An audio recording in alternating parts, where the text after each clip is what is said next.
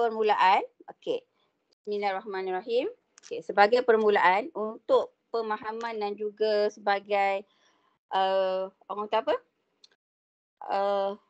Panduan utama, kalau you refer buku teks form 5, cikgu simpan buku teks dalam bahasa Inggeris dia. Okey, you tengok kat sini.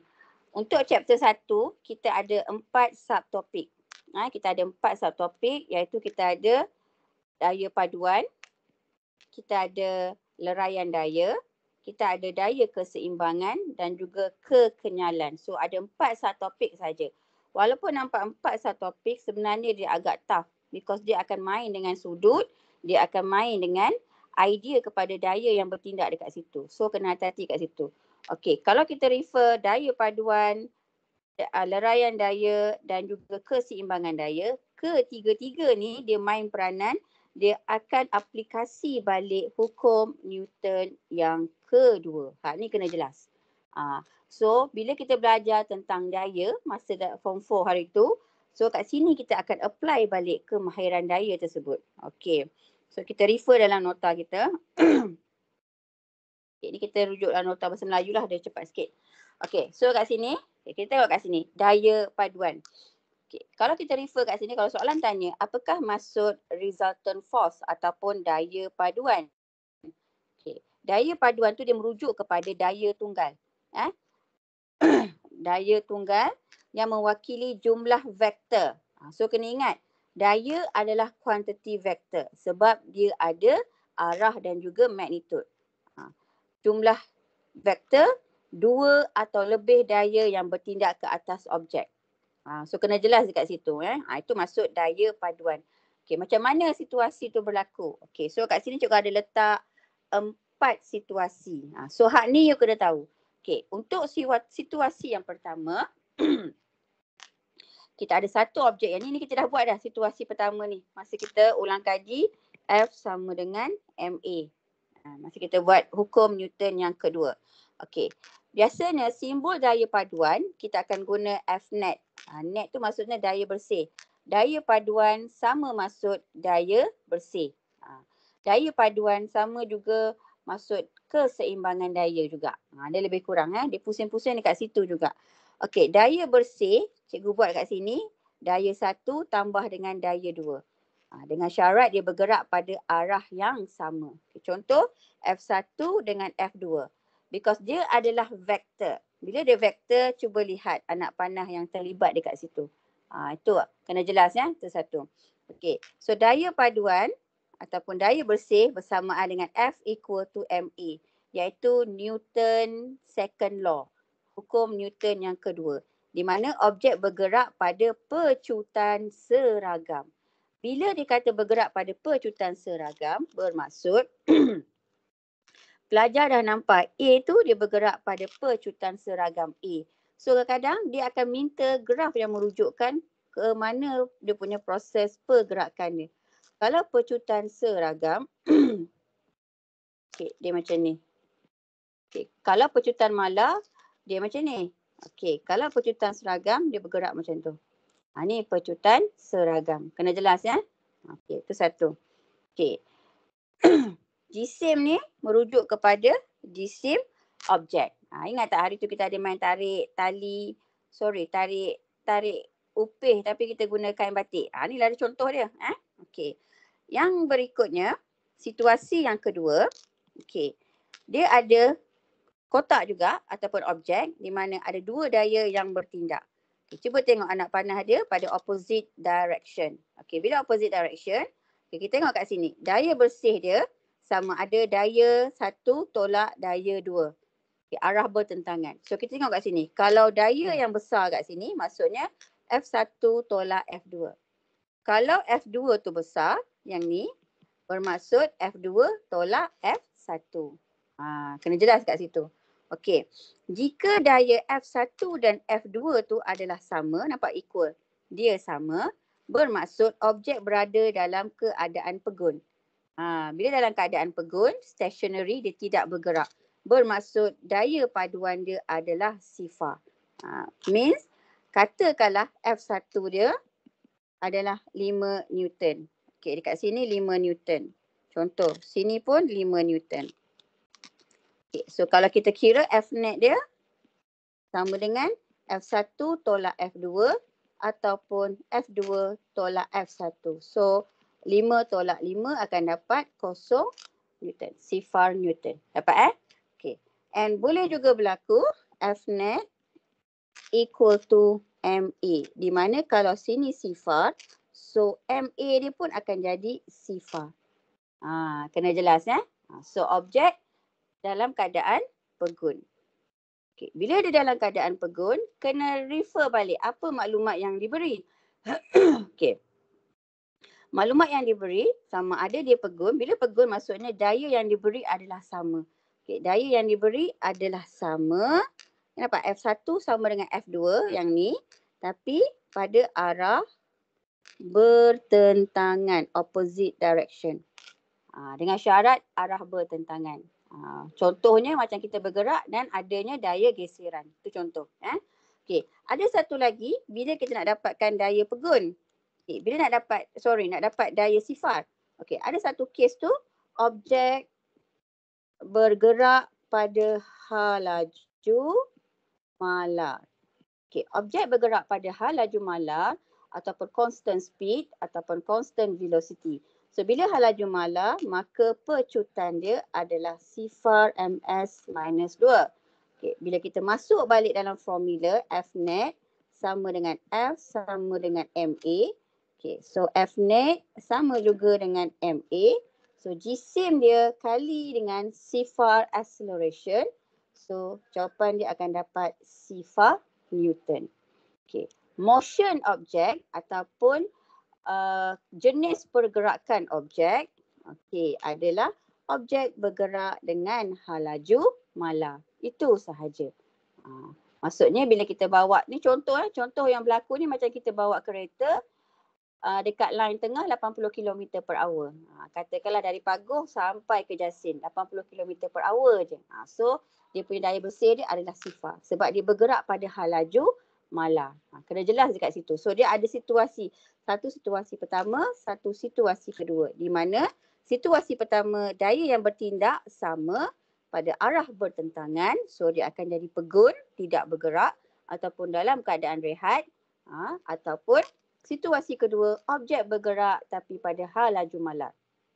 Okey, setakat ni jelas InsyaAllah. Kalau ada masalah nanti you boleh type nanti cikgu akan respon. Okey, ini situasi pertama dan kedua. And tolong perhatikan jenis objek tu berada di mana. Dia punya satah dia. Kat sini pada keadaan horizontal. Iaitu mengufuk. So macam kita tarik objek lah. Tarik objek atas meja. Tu maksud dia. Okey, situasi kedua. Ni tolong hati-hati. Situasi ketiga, berserenjang antara satu sama lain. Ni kita akan banyak guna vektor. Okay. So kalau kita faham situasi kat sini, bermaksud you akan faham bila masuknya leraian daya 1.2 nanti.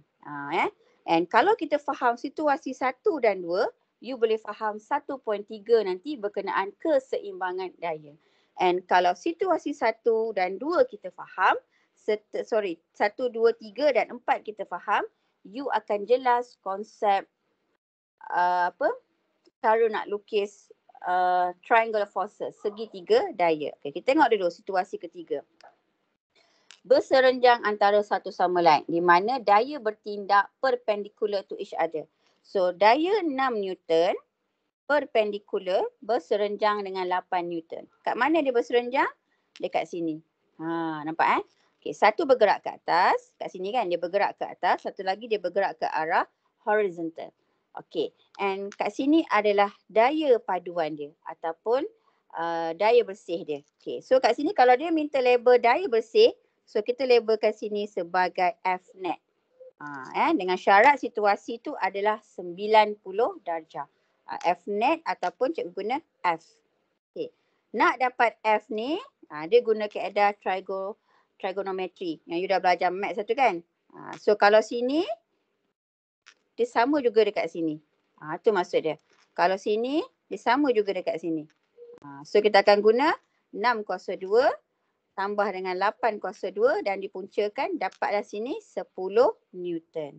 And kalau kita masuk bahagian resolution of force, daya yang bertindak ke atas, kita namakan dia sebagai daya menegak. Vertical force, kita labelkan sebagai Fy.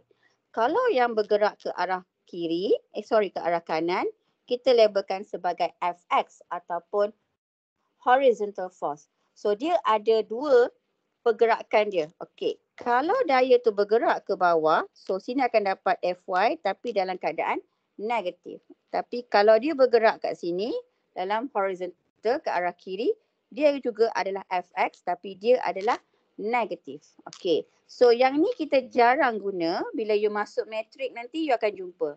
So kita banyak guna yang arah positif. Cuma daya tindak balas ke atas ataupun ke bawah kita akan guna. Nanti kita akan tengok situasi. Okey, itu satu. Okey, cara nak dapatkan sudut bagi daya paduan tu, kita guna tangent lah. Iaitu tangent paksi Y bahagi dengan paksi X. So 6 bahagi 8, shift tangent dapatlah 36.9 degree. Biasanya kalau soalan minta dapatkan sudut, dia merujuk kepada arah pergerakan objek. Kalau diminta nyatakan atau kirakan sudut pergerakan objek, kita guna this formula. Kalau diminta daya bersih, kita guna this formula. And cuba you tengok labeling yang kita guna dan anak panah yang cikgu labelkan kat situ. So dalam force and motion tu, you kena tahu dia punya direction of force acting on it. Kalau tidak nanti akan jadi masalah. Okay, setakat ni jelas ya? Okay. Arah anak panah sangat penting sebab dia main peranan dekat mana daya itu bertindak. Kalau kita belajar chapter light, arah anak panah merujuk kepada the path of light ray, arah pergerakan cahaya. So kalau daya pun ada arah pergerakan dia. So kena ingat balik dia adalah vector quantity. Okey, itu satu. Okey, kita tengok kat sini. Okay, kita dah habis dah di situasi ketiga. Okay, kita tengok situasi keempat. Okey, nanti naik sekolah nanti kita terus buat praktikal sahaja. You dah belajar teori, nanti kita buat praktikal. Okey, so kat sini kita tengok. Jika daya yang bertindak itu tidak berserenjang, bermaksud sudut tu bukan 90 darjah. Means dia kurang daripada 90 darjah. So kita akan guna kaedah segitiga ataupun kaedah segi empat selari. Kaedah segi empat selari ni biasa kita namakan sebagai parallelogram. Parallelogram. Okay, situasi ni biasanya kita tengok waktu kita you akan nampak dekat bot besar kan. Orang towing kereta ke, orang towing kapal ke, bot ke. Ni banyak guna parallelogram. Okay.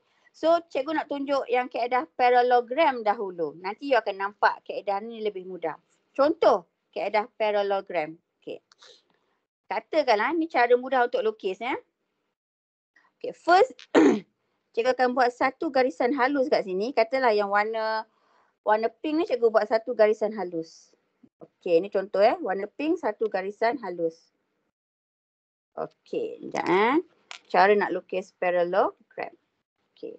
And daya yang bertindak dekat sini, yang ni dengan yang ni, tengok anak panah cikgu buat satu dengan dua anak panah. Okey, katakanlah sudut dia alfa Okey, cikgu buat F2 dulu. Cikgu buat F2 dulu. So F2 cikgu dekat sini. Okey, anak panah ni cikgu letak satu anak panah. Label sudut dia, cikgu letak dia sebagai alfa. Okey. And you kira guna protractor. Ini semua guna protractor Ni guna protractor. Nanti naik sekolah nanti kita buat praktikal. So cikgu pun ambil daya yang sama.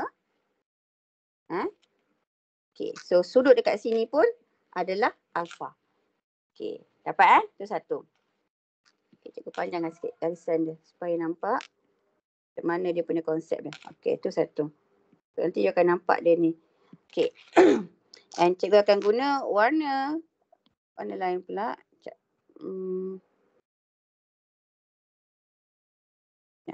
Okey, cikgu ambil warna hijau. Okey, cikgu tengok, cikgu buat F1 pula. Okey, bila F1, nampak sini. Ni adalah F1. Okey, tadi warna biru adalah F2. Okay, F1 cikgu buat warna hijau. Okay. F1 warna hijau. Okay. So cikgu warnakan sini warna hijau. Okay. And cikgu gariskan dia pun warna hijau dekat atas. Okay, kita bagikan dia sama. Supaya dia sentuh nanti. Okay. So anak panah dia, cikgu buat 2 anak panah. Yang warna yang ni adalah garisan halus. Cikgu buat dotted line lah. Garisan halus. Okay. Cikgu dotedkan dia. Supaya senang nak buat dia punya angle. Okay. Ni teknik dia. SPM belum pernah keluar lagi ya soalan ni. Okay. Okay. Daya paduan dia cuba tengok biar cikgu buat. Ni selari dengan dia. Okay. Yang ni F2 selari dengan dia.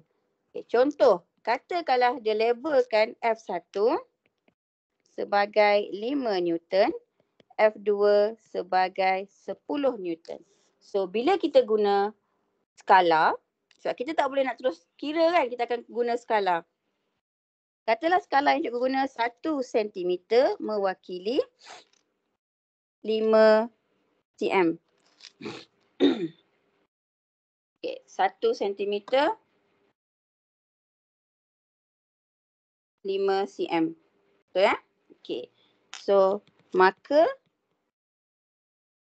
1 cm mewakili 5 Newton. Okay, sorry. Maka 5 Newton bersamaan 5 cm. 10 Newton bersamaan 10 cm. Ni kalau kena guna skala. So, tolong hati-hati. Nanti naik sekolah kita akan buat. Okay, so daya paduan dia, nampak tak? Cikgu garis kat sini kan? So, kita ambil satu garisan. Okay, cikgu guna warna hitam. Terus garis je kat sini. Ni teknik dia. And cikgu terus buat 3 tanda anak panah. So, nampak beza tak? Yang ni selari dengan dia. Yang ni selari dengan dia. So, bila kita kira, kan tadi kita dah buat 5 dengan 10 Newton. Okay, bermaksud kalau F1 tu 5 Newton. So, F1 tu 5 Newton bermaksud 5 cm.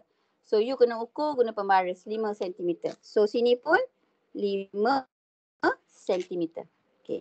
Yang ni F2 10 cm. So, sini pun 10 cm. Okay. So, bila dah dapat nanti, okay, katakanlah nanti bila you guna pembaris, kita dah buat nanti, okay, nanti you ambil pembaris, you ukur dia. Contoh kat sini kan, bila kita garis 5 cm. Sini pun 5 cm. Sini 10 cm. Sini 10 cm. So, bila kita garis dekat sini, you akan dapat nilai dia. Katakanlah cikgu dapat nilai dia, contoh Okay, katakanlah cikgu dapat sini, cikgu labelkan dia sebagai F. Okay, katalah cikgu kira, F dia cikgu dapat 20 cm. Katakan, contoh Okay, so berapa daya dia? Maka F sama dengan 20 kali dengan 1 cm sama dengan 5 Newton kan? Kali dengan 5 Newton. So dapatlah 100 Newton. Itulah daya bersih dia. Okay, setakat ni clear Boleh Tolong bagi respon cikgu takut nanti you tak faham. Okay, so ni cara nak guna parallelogram. Nanti kita akan buat dia punya kaedah secara praktikal. Okay, ini satu. Okay, macam mana nak jadi kaedah segitiga? Okay, kalau kaedah segitiga ni nampak tak F ni? Ni kita dah buat ni. Okay, yang ni nampak tak F2 ni? F2 kat sini. Ni adalah F1. Ni adalah F1. So kaedah segitiga mudah aja. Cikgu just padam ni saja. Cikgu delete ni saja. So dia akan jadilah segitiga daya. Okay, nampak? So dia jadi tak segitiga ni? Ni dia punya kaedah dia. Okay, cara lukis ni kena tahu. Walaupun kadang-kadang dalam soalan dia tak minta buat secara praktikal, dia boleh keluar dalam bentuk teori. Means dalam soalan objektif. So you kena tahu setiap labeling yang cikgu guna tadi. F1, ni F2, F1, sini F. Nampak tak? F1, sini F1. So sini F2, sini F2 dan sini adalah pos dia tadi. Mudah kan? Ni bahagian 4 situasi yang berlaku untuk yang melibatkan daya paduan. Settle bahagian situ. Kita tengok daya yang bertindak. Daya paduan yang bertindak pada objek dalam pelbagai keadaan pergerakan. Hak ni kena tahu. Because kalau you faham dekat sini, dalam nota force and motion 1 pun cikgu dah bagi dah kan. Dia punya konsep dia. Dalam tu, dia sama sahaja. Okey, kalau kita lihat, okey. Kalau objek yang biasa macam kita manusia kan, okey, daya atas tu daya normal and yang bertindak ke bawah adalah berat kita. Itu satu. Okay. Kalau kenderaan kereta, lori, basikal dan sebagainya, okay, normal reaction dan weight dia mesti secara vertikal. Okay, ni daya tujah ke hadapan, forward force. Dan daya geseran mesti anak panah dia bersebelahan dengan tayar. So kena hati-hati . Kalau you buat dekat atas, kat bumper belakang tu ataupun bonet belakang, kita namakan dia sebagai rintangan udara. Kalau dekat bahagian bawah, bahagian tayar, kita namakan dia sebagai frictional force, daya geseran. So kena hati-hati kat situ. Dapat Okay. Kalau objek yang terbang, kapal terbang dan sebagainya, okay, daya atas tu bukan normal reaction dia akan jadi daya angkat, lift force. Dalam bahasa Inggeris kita panggil lift force. Ni nanti bila masuk topik tekanan esok kita akan nampak lift force. Okay. So dia bergerak ke hadapan, kita nama sebagai daya forward thrust ataupun daya tujah ke hadapan, daya ke bawah berat, and dekat sini kita namakan daya seretan ataupun drag force. Drag force, daya seretan. Tu dia lebih kurang macam rintangan udara. Okey. Ni kalau objek yang berada di udara. Kalau objek yang berada di air, okay, ada daya apungan. Dia beza nanti kita masuk prinsip Archimedes chapter 2 nanti. Okay, yang ke bawah adalah berat. Okay. Bergerak ke hadapan, daya tujah ke hadapan macam biasa, forward force. And dia ada daya seretan ataupun drag force. Itu rintangan udara ataupun rintangan air. So antara objek tu. Okay. Kalau objek yang tergantung, macam kipas, lampu yang tergantung kan, projektor dekat sekolah kan. Okay. Anak panah ke atas adalah tegangan, iaitu tension. Yang berat tu berada di bawah. Hak ni kena hati-hati sebab banyak soalan keluar pattern macam ni sebab dia ada kaitan dengan sistem takal. So kena jelas nanti. Boleh Okay, itu satu. Okay.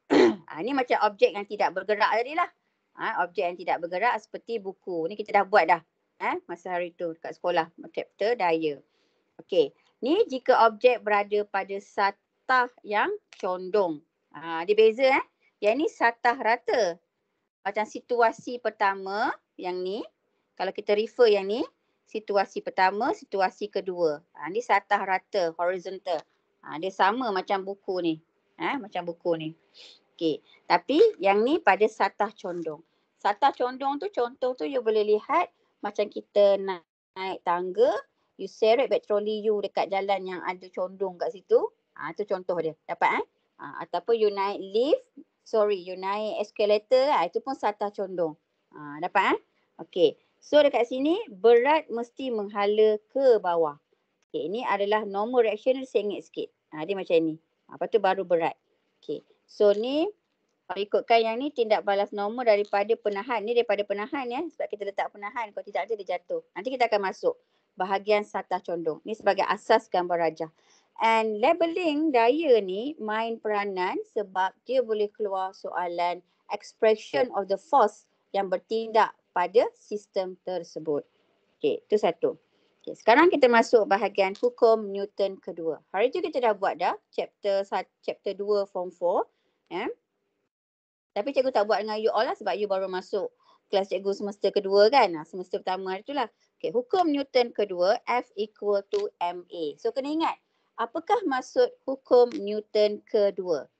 Di mana kadar perubahan momentum berkadar terus dengan daya dan bertindak pada arah tindakan daya. Dia kata kadar perubahan momentum. So kat sini you kena kembangkan F equal to MA. So F sama dengan MV tolak MU bahagi dengan T. So you tengok sini MV tolak MU bahagi dengan T tu adalah kadar perubahan momentum. And dia berkadar terus dengan daya yang bertindak pada arah daya tersebut. Okay, soalan ni ada keluar trial SPM 2023 soalan Pahang. Dia keluar kat situ. Ramai pelajar confused nak jawab. So hati-hati. Okey, ni satu. Okey, macam mana tindak balas daya ni? Tadi kita dah terangkan situasi pertama dan situasi kedua. Dia sama je. Okey, objek dalam keadaan pegun bermaksud dia tidak bergerak. Kalau pegun dia tidak bergerak, maksudnya hal laju dia sifar. Bila hal laju sifar, of course lah pecutan dia sifar. Maka daya yang bertindak dia adalah sifar. Means daya yang bertindak R sama dengan W. Okey, kalau kita refer kat sini, R sama dengan W. Itu daya vertikal.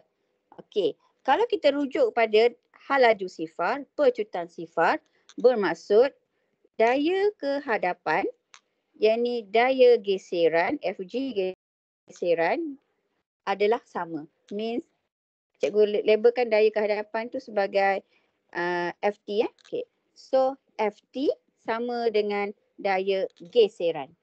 Nampak tak? Okay. Daya T iaitu daya kehadapan sama dengan daya geseran. Okay. Untuk situasi yang ni, kita guna hubungan yang ni. Sebab objek bergerak secara horizontal. Ni kita padam. Nanti kata aku keliru. Nampak Bila hal laju sifar, pecutan sifar, objek tidak bergerak dalam keadaan pegun. So kita refer pergerakan dia adalah secara horizontal. Mean daya kehadapan sama dengan daya geseran. Tak bergerak langsung. Okey. Yang berikut, dia bergerak pada hal laju seragam. Bila hal laju seragam, tadi kita dah buat dah. Ya? Hal laju seragam atau hal laju malar atau tidak berubah. Bermaksud hal laju dia tetap. Ni maksud dia hal laju dia tetap. Kalau di bawah 80 km per hour, sepanjang tu 80 km per hour. Tadi kita dah buat kan? Hal laju malar bermaksud pecutan dia adalah sifar. Maka daya paduan dia adalah sifar. Kalau kita refer dekat equation sini, sebab dia bergerak tapi dalam keadaan hal laju malar, okey, dia labelkan sebagai daya tu sebagai T and FR tu sebagai friction. Okay, T tu tujuan enjin dia. So, daya T sama dengan daya friction. Dapat Okay, tu maksud dia. So, kalau dia dapat sifar, bermaksud T tolak FR atau FR tolak T sama dengan MA. Di mana A dia adalah sifar, maka daya bersih dia pun adalah sifar. Ni sama macam situasi yang kedua tadi. Dia bergerak pada opposite direction tapi daya dia sama. Objek masih lagi bergerak tapi pada hal laju yang tidak berubah. Tetaplah objek bergerak. Nampak beza Ni tak bergerak, tak start engine pun. Ni dah start engine tapi dia bawa sepanjang masa tu 80 km per hour.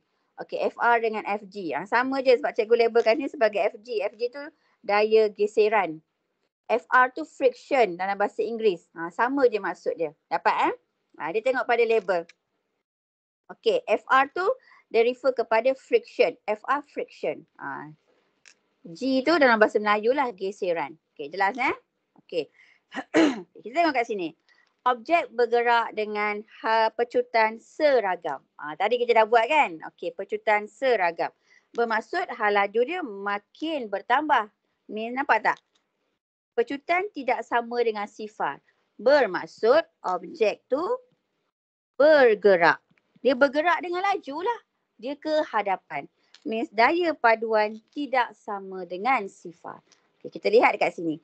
Jika tidak sama dengan sifar, kita refer pada daya horizontal. Daya horizontal. Means T, dia mesti T sebab daya kehadapan mesti lebih. T lebih besar daripada daya geseran sama dengan MA. So T tolak FR sama dengan MA. Cuba lihat kat sini. Cikgu buat T lebih besar daripada FR sama dengan MA. So kalau T tu lebih besar, bermaksud dia tolak. You kena faham simbol idea simbol ni kena jelas sebab nanti bila masuk sistem, apa nama sistem tu? Sistem lift. Lift, takal, dia main peranan dekat situ. Sebab you kena dapat idea dulu. Once dah dapat idea, baru you akan keluar equation, baru you masuk nilai, dapat jawapan dia. Jelas Okey. Dalam ketiga-tiga situasi ni you akan nampak R sama dengan W. Dia tak akan berubah. Kenapa? Tak pernah berlaku kereta yang kita bawa tiba-tiba kemek kat atas. Ataupun kemek kat bawah. Ataupun tiba-tiba you bawa kereta you tenggelam ke bawah. Tak pernah berlaku. Dapat melainkan kalau kita masuk lopak ataupun masuk dalam longkang, air dan sebagainya. Itu contoh. So mostly pergerakan kita banyak secara horizontal. Ni kita bergerak pada jalan raya yang rata. Kalau kita naik bukit, dia dah jadi lain. Dia akan jadi satah condong. Kalau kita turun bukit, dia dah jadi lain. Pun satah condong. Beza Okay, kena hati-hati dekat situ. Okay, setakat ni jelas Okay, kita dah habis dah bahagian situ. Kejap je, mudah kan? So kita masuk leraian daya. Okay, nanti kita try latihan nanti. Okay, leraian daya. Means menyelesaikan daya kepada dua komponen. Kalau soalan tanya, apakah maksud leraian daya? Iaitu proses menyelesaikan daya kepada dua komponen Fx dan Fy. Tadi cikgu dah terangkan pada komponen yang bertindak secara 90 darjah perpendikular, berserenjang. Daya yang bertindak berserenjang. Dekat sini kan? Okay, so kat sini yang bergerak ke atas adalah Fy, yang bergerak ke arah horizontal adalah daya horizontal iaitu Fx. Okey. Ni contoh Okey, macam yang kita tarik apa hari tu yang kita upih kita tak ada, kita guna apa namanya kain batik kan. Okey, ni daya tarikan. Okey, daya tarikan ni inilah dia. Ni daya tarikan. Tengok gambar rajah dia. Okay. So ni daya geseran. Daya geseran. Okay. Bila dia bergerak ke depan, ni adalah forward daya dia. Daya ke hadapan. Nampak? Komponen mengufuk. So dia bergerak ke sana. Ni adalah komponen mengufuk. Okay. Yang ni adalah daya tarikan dia. Okay. So kita macam mana nak selesaikan dia? Okay. Ni cikgu ambil daripada gambar rajah ni kan. Daya yang bertindak ke atas adalah Fy. Yang bertindak ke kanan adalah Fx. Kalau objek, mostly banyak objek bergerak ke kanan sebab kita banyak tarik ke kanan kan. Okay, ke kiri pun ada berlaku juga kalau kita tukar position. Okay, cuba tengok sini cara nak buat. First, kenal pasti sudut dalam segi tiga daya. Okay, tengok kita ada dua sudut. Satu sudut dekat sini, satu sudut dekat sini. So ada dua sudut yang berbeza. Cikgu labelkan sebagai theta dan juga alpha. Okay, poin yang kedua, leraikan daya mengikut komponen berdasarkan sudut. Contoh sudut alfa ataupun sudut theta. Kita jangan hafal, tengok dulu kat mana kedudukan sudut yang berada. Because sudut yang berbeza akan memberi nilai komponen daya yang berbeza. So Fx adalah komponen daya mengufuk, Fy adalah komponen daya menegak. And sometimes dia boleh berubah tengok pada situasi. Tapi kita still lagi guna Fx dan juga Fy. Okay, cuba lihat kat sini. Ni matematik ulang balik Okey. Katalah cikgu ambil komponen pada sudut alfa. Komponen pada sudut alfa. So kalau kita selesaikan tengok. Cos alfa sama dengan Fy sebelah bagi hypotenuse. Biasa hafal macam tu kan. Kalau sin opposite bagi hypotenuse, betul? Okey. So kita nak dapatkan komponen Fy. So Fy dia akan dapat F cos alpha. Dia macam tu. Okey. Kalau nak dapat Fx dia, so Fx akan dapat F sin alpha. Because kita guna sudut alpha. Lihat dekat sini. Ni sudut alpha. Kalau kita guna sudut theta, Fx dia cos iaitu sebelah per hypotenuse. Yang ni kan. Maka Fx dia akan dapat F cos theta. Kalau sin pula, Fy dia adalah F sin theta. So kita guna sudut theta. Dah jelas Setakat ni clear? Okay, I need your response. Supaya cikgu tahu faham ke tidak. Boleh Okey, kita tengok contoh. Ini contoh yang standard. Contoh standard. Cikgu tak bagi contoh yang susah-susah. Nanti kita tengok dalam soalan nanti. Okey. Contoh yang ni, kita tengok. Aiman tarik troli mainan dia dengan daya 100 Newton. Yang ni. Okey, dia tarik troli dia dengan 100 Newton. Bermaksud dekat sinilah F dia.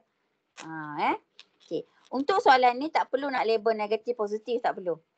Just follow sahaja. Okey, so kat sini 100 Newton dia tarik. Dekat tali tu 100 Newton. Okey, pada sudut 30 darjah. 30 degree. Dia dah label kat situ. And dia pun dah label dah. Mainan dia tu 5 kilogram. Berat juga Okey. And dekat sini ada label FX. Ada setengah tu soalan dia tak label FX. Ni cikgu buat penambahan supaya pelajar nampak sebagai contoh asas. So ni adalah FX. Okey. Maksudnya kat sini lah FX dia. Dapat Okey. So FY dia, ni daya yang bertindak ke atas dia adalah FY. So FX dia dekat sini. Okey. So bila dia tarik, objek tu akan ke kiri. So FX tu akan menyebabkan troli tu bergerak ke arah kiri. Tak kisahlah you tarik angle berapa pun, objek tetap bergerak secara horizontal. Walaupun sudut you bagi ada dekat sini. Jelas Okey, tu satu. Okey. So memandangkan sudut dia dekat sini, FX bersebelahan dengan FX. So cikgu guna cos 30, FX bahagi dengan hypotenuse dia 100. So cikgu bagi dengan 100, cikgu selesaikan dapatlah 86.603 Newton. Itu jawapan dia. Settle dah. Mudah kan? Ni soalan direct. Ada satu soalan dia pernah minta pada gambar rajah berikut labelkan daya yang bertindak secara menegak, vertikal dan juga daya yang bertindak secara horizontal. So the way how to label the force, macam cikgu ajar tadi lah. You ambil je pembaris, you garis kat sini, Fx and naikkan dia ke atas. So ni adalah Fy. Bila dia kata label pada gambar rajah, so you have to draw the label on the diagram. You tak boleh buat kat luar. Kalau you buat dekat luar macam ni, kita tidak terima. Because the question asks you to draw on the diagram given. Setakat ni jelas? Boleh Okey, jika daya geseran pada troli adalah 5 Newton, bermaksud geseran yang berlaku dekat sini. Ini adalah 5 Newton. Dia suruh dapatkan daya bersih. So ingat balik, daya bersih F net dia sama dengan F equal to MA. Okey, dia tak minta pecutan kan? Okey, kita tengok kat sini. So dia tak minta yang ni, dia minta yang ni. Means daya yang bergerak dia adalah Fx. Maka Fx tolak dengan daya geseran Fr. Okey.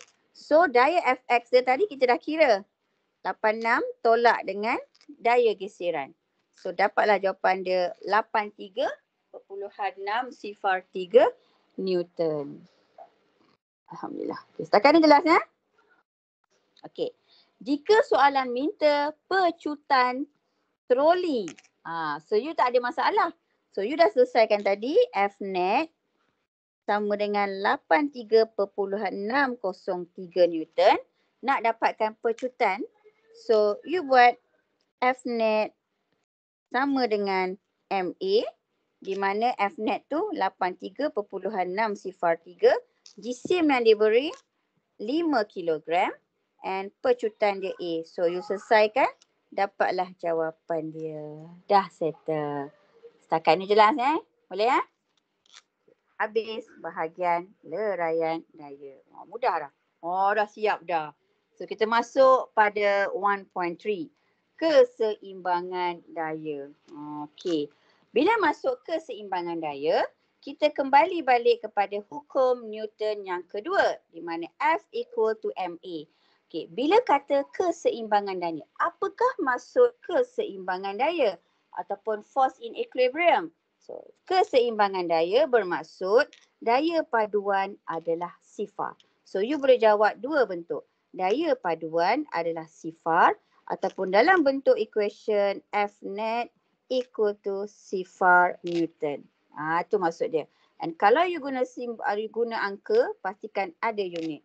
Kalau nak guna ayat, tulis perkataan daya paduan adalah sifar. Okey. So daya paduan ni dia ada dua.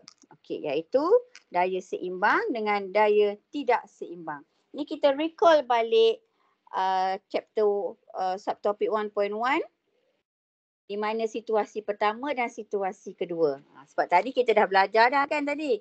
You dah nampak Fnet, dia ada labelkan Fnet equal to 0 Newton dengan Fnet not equal to 0 Newton.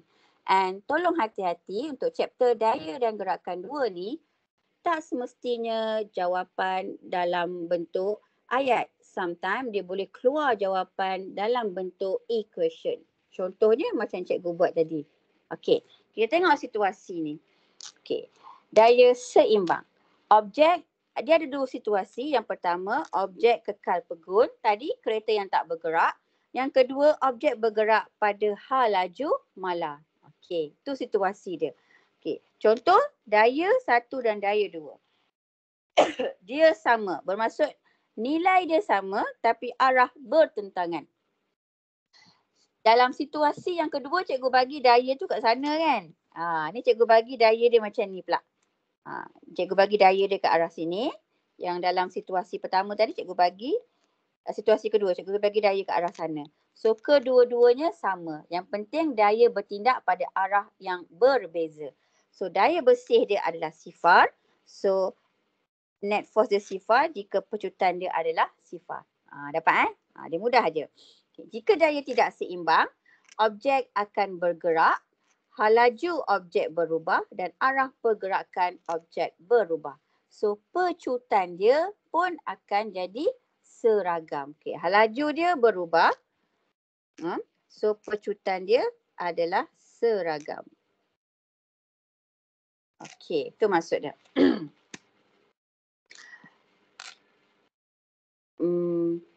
Pecutan seragam. Betul lah. Tidak, pecutan dia, kalau pecutan seragam dia jadi... Okey, takut cikgu tersilap. Okey, pecutan dia adalah seragam, maksudnya hal laju dia berubah. Cikgu buat apa tadi? Tiba-tiba cikgu hang pula. Sorry tadi cikgu lukis tu. Hilang. Macam malah. Okey, nanti cikgu double check balik Tiba cikgu lupa pula. Okey. So kita tengok kat sini. Okey, hal laju dia berubah maksudnya dia memecut. Okey. So tadi cikgu bagi daya yang bertindak tadi ke arah sana, arah yang sama. Yang ni pun arah yang sama juga. Okey. Mungkin dia boleh pergi ke arah sini. Okey. Mungkin dia pergi arah yang bertentangan tapi daya yang berbeza. So sama ada F3 lebih besar daripada F4 ataupun F4 lebih besar daripada F3. So dengan syarat arah yang sama atau bertentangan dan nilai dia mesti berbeza. Contoh kat sini, okay, kita buat F3 tambah F4 ataupun F4 tambah F3. So bila kita selesaikan dekat sini, Fnet dia tidak sama sifar. Yang ni Fnet dia sama dengan sifar. So kena ingatlah, bila dia seimbang, sifar Newton. Bila tidak seimbang, dia bukan sifar Newton. Okey, itu satu. Contoh dalam situasi yang ni. Okey, ni cikgu ambil dalam buku teks. Okey, pasu berada dalam keseimbangan daya sebab daya normal sama dengan berat pasu. Ini. Okey. Daya paduan bagi W dan R adalah sifar. Okey. Lampu juga berada dalam keadaan seimbang. Kenapa seimbang? Sebab satu kita pakukan tali kat sini, satu kita sangkut dia dekat sini. So dia tidak bergerak. Bermaksud dia teganglah. Okey, daya yang bertindak dekat dinding dan satu lagi daya yang bertindak dekat paku ataupun penyangkut tadi. So yang ni kita namakan dia sebagai tegangan tali. So kat sini dia label T lah. Kadang-kadang dalam soalan dia akan label sebagai T1. Dekat sini mungkin dia labelkan sebagai T2. So dalam gambar rajah ni dia labelkan sebagai P dan juga T. So P dengan T tu adalah tegangan tali. Benda yang sama. Okay. And daya paduan dia adalah sifar juga. Terdapat 3 daya yang bertindak ke atas lampu yang diwakili oleh segi 3 daya. And dekat sini pernah berlaku nyatakan persamaan untuk menjelaskan situasi tersebut. Cuba lihat kat sini. Daya paduan W, P dan T adalah sifar. Bermaksud W tambah P tambah T sama dengan sifar Newton. So ingat balik. Daya paduan maksudnya hasil tambah vektor. apabila 2 atau lebih daya yang bertindak. Tadi dekat sini dia banyak main 2 daya. Dekat sini dia akan main 3 daya. Nampak tak? Kalau kita guna, katalah cikgu labelkan ni sebagai T1, sini cikgu labelkan sebagai T2, yang ni sebagai W. So equation ni samalah, W tambah T1 tambah T2 sama dengan sifar Newton. Setakat ni jelas? Boleh kan? Okey, itu satu. Okey, dia kata mewakili segi 3 daya. Hak ni paling penting. Cuba you perhatikan anak panah yang diberi, dia merujuk kepada kedudukan daya yang bertindak dalam sistem tersebut. Okey, cikgu padamkan ni dulu. Macam mana kita nak buat segi 3 daya tersebut? Okey. Dia ada banyak cara ya. Katakanlah cikgu ambil dekat sini. Cikgu ambil dekat sini. Cikgu ambil dekat sini.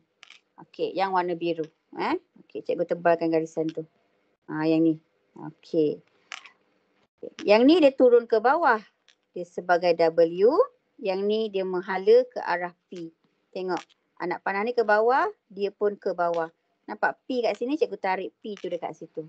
So dia boleh jadi, segitiga dia jadi macam ni.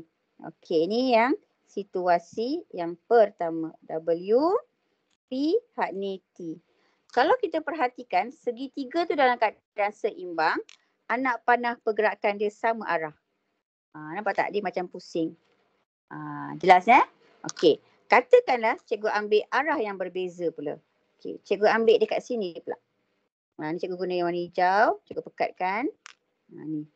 Nampak ni cikgu pekatkan. Okey, tengok P tu ke arah kanan. Cikgu letak kat sini sebagai P. Okey, nampak tak ni? Dia turun ke bawah. So, sebagai W. So, dia akan jadi segitiga dia macam ni. Okey, so sini T, sini P, sini W. Nampak Dia boleh banyak cara. Okey, katakanlah cikgu ambil dekat sini. Okey, cikgu ambil kat sini. Cikgu guna warna purple. Okey, cikgu pekatkan kat sini. Dan cikgu turunkan dia dekat sini. Okey, dia macam ni kan. Okey, anak panah sini ke bawah sebab dia follow W ni. Ni dia. Okey. And yang ni, nampak tak yang ni? Dia dekat sini. So sini T, so sini P. So nanti triangle cikgu jadi macam ni. So sini P, sini W, sini T. Cuba perhatikan anak panah tu dia bergerak satu arah. Okey. And kita boleh leraikan dia. Selesaikan nak dapat nilai W, nilai P ataupun nilai T. Kan dalam soalan ni dah bagi tahu nilai dah. Kita boleh dapat sudut dia. Kita boleh dapat sudut dia. Contoh, you letaklah sudut dia kat sini. Katakanlah cikgu letak sudut dia dekat sini. Kan alpha dekat situ. Ingat balik. Okey, sebelah kan cikgu guna cos theta. Sebelah mana? Sebelah adalah P. Sebelah bagi hypotenuse. Bahagi dengan T. So cikgu boleh selesaikan. Cos theta. P nilai dia 3. T nilai dia 5. So dapatlah sudut dia. Katakanlah 3 bahagi 5. So shift cos. Cikgu dapat 53.13 degree. Kita boleh kira sudut dia. Contoh. Pernah berlaku ada satu soalan. Dia dah letak sudut dah dekat sini.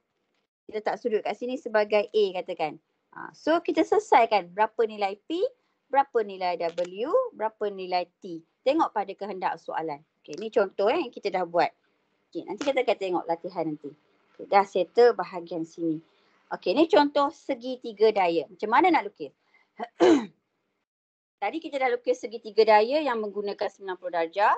Yang ni kan, tengok situasi yang keempat. Situasi ketiga dan juga situasi keempat. Okey, situasi ketiga ni yang tadi kita buat. Okey, situasi keempat, dia ada 2 ni, dia tengok pada keadaan. Okey, nanti kita akan tengok kalau jumpa soalan dia. Okey, kita refer dekat sini. Segitiga daya. Okey, segitiga daya boleh dilukis untuk menunjukkan keseimbangan daya yang bertindak ke atas suatu objek. Okey. Contoh, 3 daya W, P dan T berada dalam keseimbangan. So, 3 daya tu dilukis dalam keadaan macam ni lah. Okey, kena ingat. Tadi kita dah belajar resolution of force, leraian daya di mana daya Fy mesti bertindak ke atas, betul? Okay, tapi kena hati-hati. Berat mesti ke bawah. Nampak tak? W, anak panah dia mesti ke bawah. Yang ni kita ambil balik dalam soalan sini tadi. Kita ambil balik yang ni. Dapat Okey. So bila kita selesaikan, yang tadi kita buat lah. Ni 3 Newton. Sini 5 Newton. Sini 4 Newton. Ni contoh segitiga daya. Kita tengok contoh penyelesaian. Okey. Ni contoh bila dia bagi frame yang digantung dekat dinding. So nampak tak ada paku? Bila ada paku kat sini bermaksud tension tu mesti menuju ke paku. Okey. And nampak tak anak panah ke bawah ni? Dia adalah merujuk kepada berat objek. So cikgu ambil yang ni. And kalau kita labelkan, kata cikgu guna warna merah. Cikgu labelkan yang ke bawah ni adalah W. Yang ni adalah T2. Cuba tengok. T2 dia ke sana. So dia ke sana. Nampak tak? Dia ikut.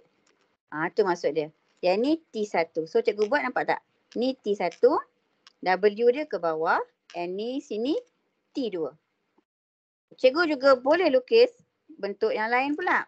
Cikgu ambil warna hijau. Okay, cikgu buat kat sini pula. Okay, so nampak tak? T1 menghala ke sana. So sini adalah T1. Okay, so nanti gambar cikgu jadi macam ni. Dia jadi macam ni. Dia jadi macam ni. So sini T2. Sini adalah W. Sini adalah T1.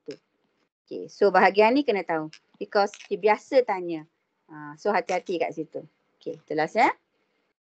Okay, contoh yang kedua. Ni contoh yang kedua. Ni adalah soalan Triamara 2020. Ini soalan ni cikgu buat. Gambar rajah ni pun cikgu lukis sendiri. Triamara 2020. Okay, dia bagi gambar rajah ni. Sama macam soalan tadi kita buat. Okay, dia bagi sudut 60 degree. So ada daya F dekat sini, dekat dinding tadi tu. So ada tension sebab dia sangkut dekat atas ceiling tadi. And ada objek. So objek tu 3 kilogram. So cikgu dah kira siap-siap berapa berat dia kali dengan 9.81. Okay, segitiga daya. Cikgu ambil yang kat mana? Cikgu ambil kat sini. Cikgu ambil segitiga yang tu. So bila kita buat dia macam ni, nampak dia jadi macam ni. Dia ada banyak cara ya. Kalau kes macam ni sebab dia ada 90 darjah. Kalau yang ni dia bukan 90 darjah, nampak tak? Dia bukan 90 darjah. Kalau yang ni jadi 90 darjah, tolong hati-hati. Okey, katakanlah cikgu jadikan ni 90 darjah. Okey, tengok cara cikgu buat. Cikgu bahagikan dia separuh dekat sini. Okey, dia dah jadi separuh. Okey, tengok cikgu warnakan kawasan sini. Okay, bila dia jadi separuh, okey. Daya yang bertindak kat sini bukan W lagi Dia jadi separuh, dia akan jadi W bahagi 2.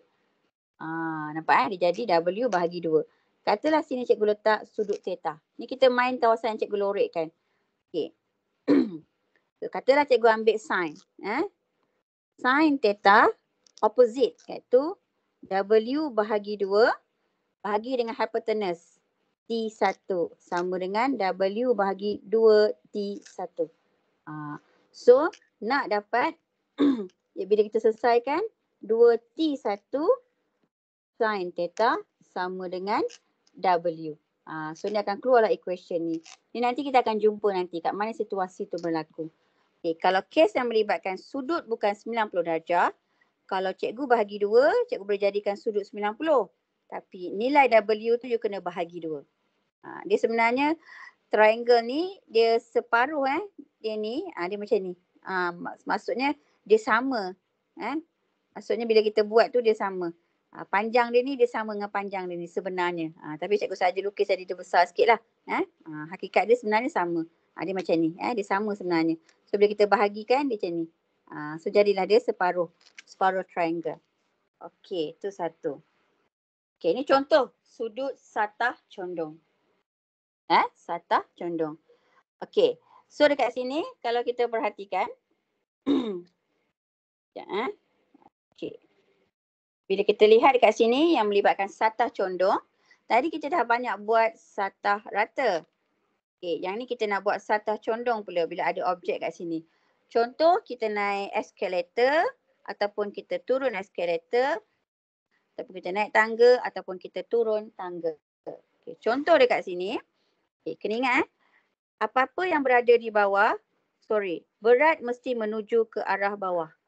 Okay, daya normal 90 darjah daripada satah. Okay. Katakanlah cikgu letak kat sini berat kan. Ke bawah sini. Okay. Normal tu 90 darjah. Nampak tak? Dia condong kat sini kan. Normal 90 darjah dekat sini. So kena hati-hati. So F ni adalah daya yang bertindak selari dengan satah. Satah tu dekat mana? Sini. Ni satah tu. Ni daya F. Okay, F ni merujuk kepada daya selari. Sama ada dia turun ke bawah ataupun dia naik ke atas. Contoh pernah tengok kan orang main gelongso kan?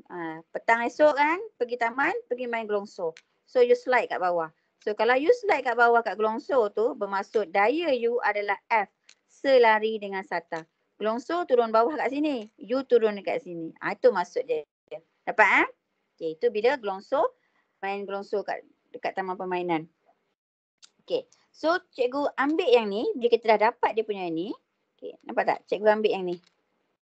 Sekejap Okay, cikgu buatkan kat sini. Jadikan dia 90 darjah. Okay, nampak cikgu warnakan yang ni. Okay. So bila kita labelkan. You boleh nampak. Ke bawah ni. Adalah R. Yang ke bawah ni adalah W. Okay, nampak tak F ni? Ni adalah F. Okay. So, cikgu transferkan triangle ni kepada triangle ni. Nampak tak? R ni menghala ke bawah. Nampak? R ke bawah. Okay. W tu dia akan jadi hypotenuse. So, ni adalah F. F ni kan? Ni F.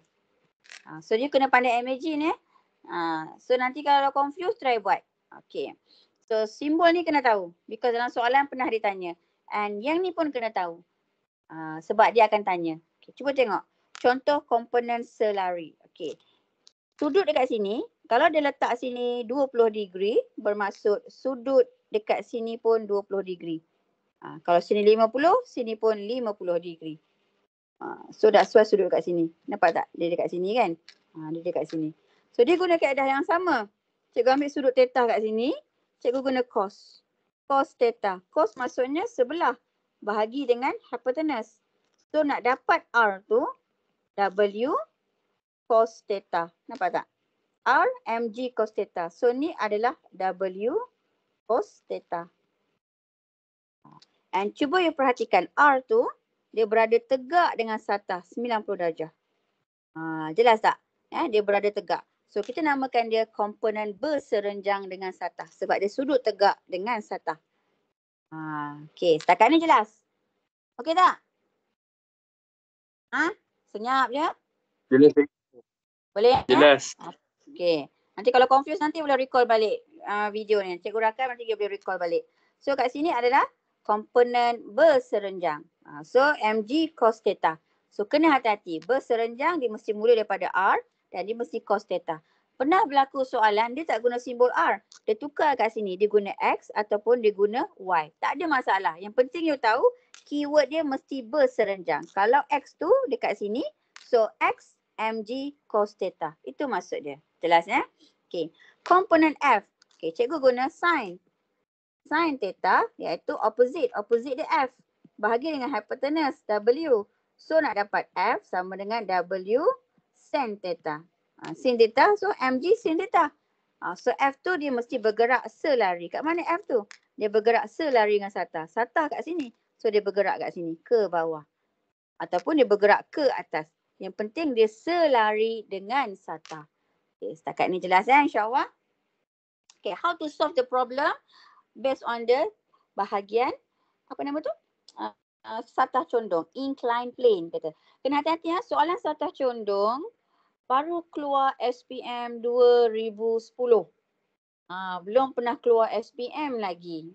So you have to strong in trigonometry and you kena tahu how to draw the force acting on the diagram given. So dia banyak main matematik dekat sini. And kena ingat force and motion 1 and 2 dia collaborate bersama. Sebab benda ni asas yang sama sebab dia nak dapatkan ataupun dia apply balik Newton second law di mana F sama dengan MA. So dekat mana dia nak apply? Bila dalam sistem satah condong.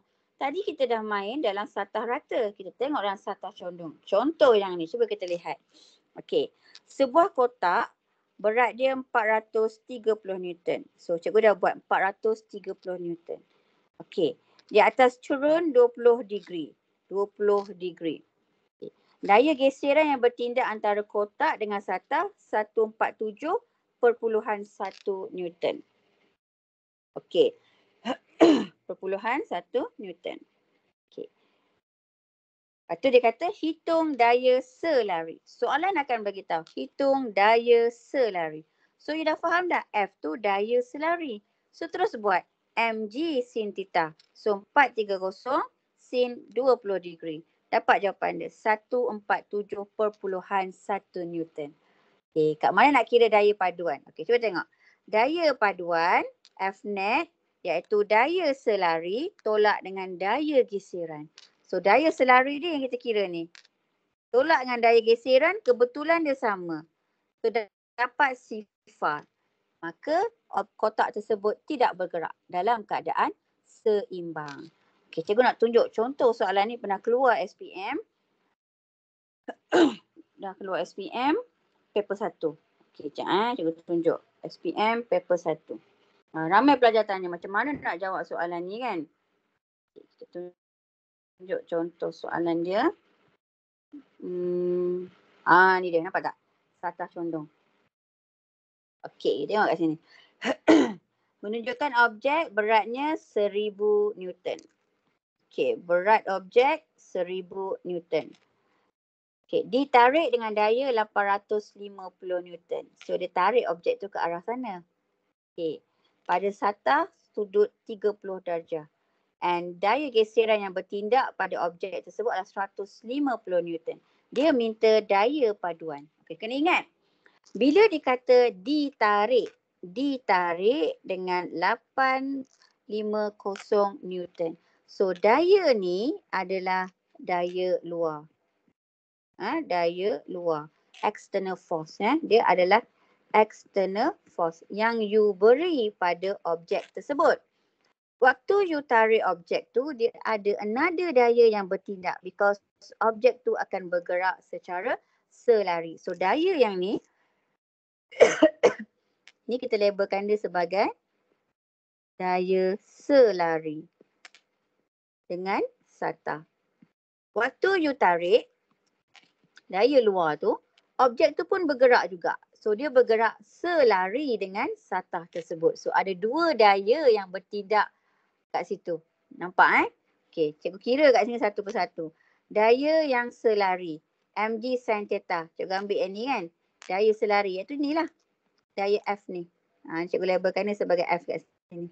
Okey. So, mg sin theta, mg dia 1000 sin 30. So, cikgu dapat 500 Newton. Okey. Jumlah daya selari iaitu 850 tambah dengan mg sin theta. Ni kan? Ni daya luar tambah dengan daya selari. So cikgu dapat total dia 1350. Ramai pelajar cikgu jawab B. So jawapan dia salah. Sebab dia hanya kira daya selari. Dia belum daya paduan lagi. Okay. And bila kita kira daya paduan dia, di mana jumlah daya selari tolak dengan daya geseran. Dapat 1200 Newton. And cuba you perhatikan. Situasi ni sama macam situasi yang kedua. Tapi dia berada dalam keadaan satah condong. Okay, cuba you lihat kat sini. Kita recall balik situasi yang kedua. Dekat sini. Sorry, situasi pertama. Nampak tak? Dua daya yang bertindak sama. That's why dia tambah, nampak? Tapi dia satah rata. That's why you tambah biasa. Soalan tadi, satah dia condong. So, kena hati-hati. Dapat Okay, dah settle bahagian situ. Okay, subhanallah. Habis dah. Okay, so kita tengok aplikasi konsep lift dan juga sistem takar. Okay, konsep lift dan sistem takar. Okay, dalam sistem takar, dalam nota bahasa Inggeris cikgu dia banyak contoh. Nanti you boleh recall. Okay, kita tengok dulu konsep lift. Okay, konsep lift ni. Okay, ni, guna ni lah senang sikit. Okay, tengok konsep lift. Okay, bila soalan kata, lift tersebut bergerak ke atas dengan pecutan A. Dia memecut. Okay, bila dia bergerak ke atas, okay, dia macam ni Kalau sistem lift, kita hanya main daya yang bertindak menegak, vertikal.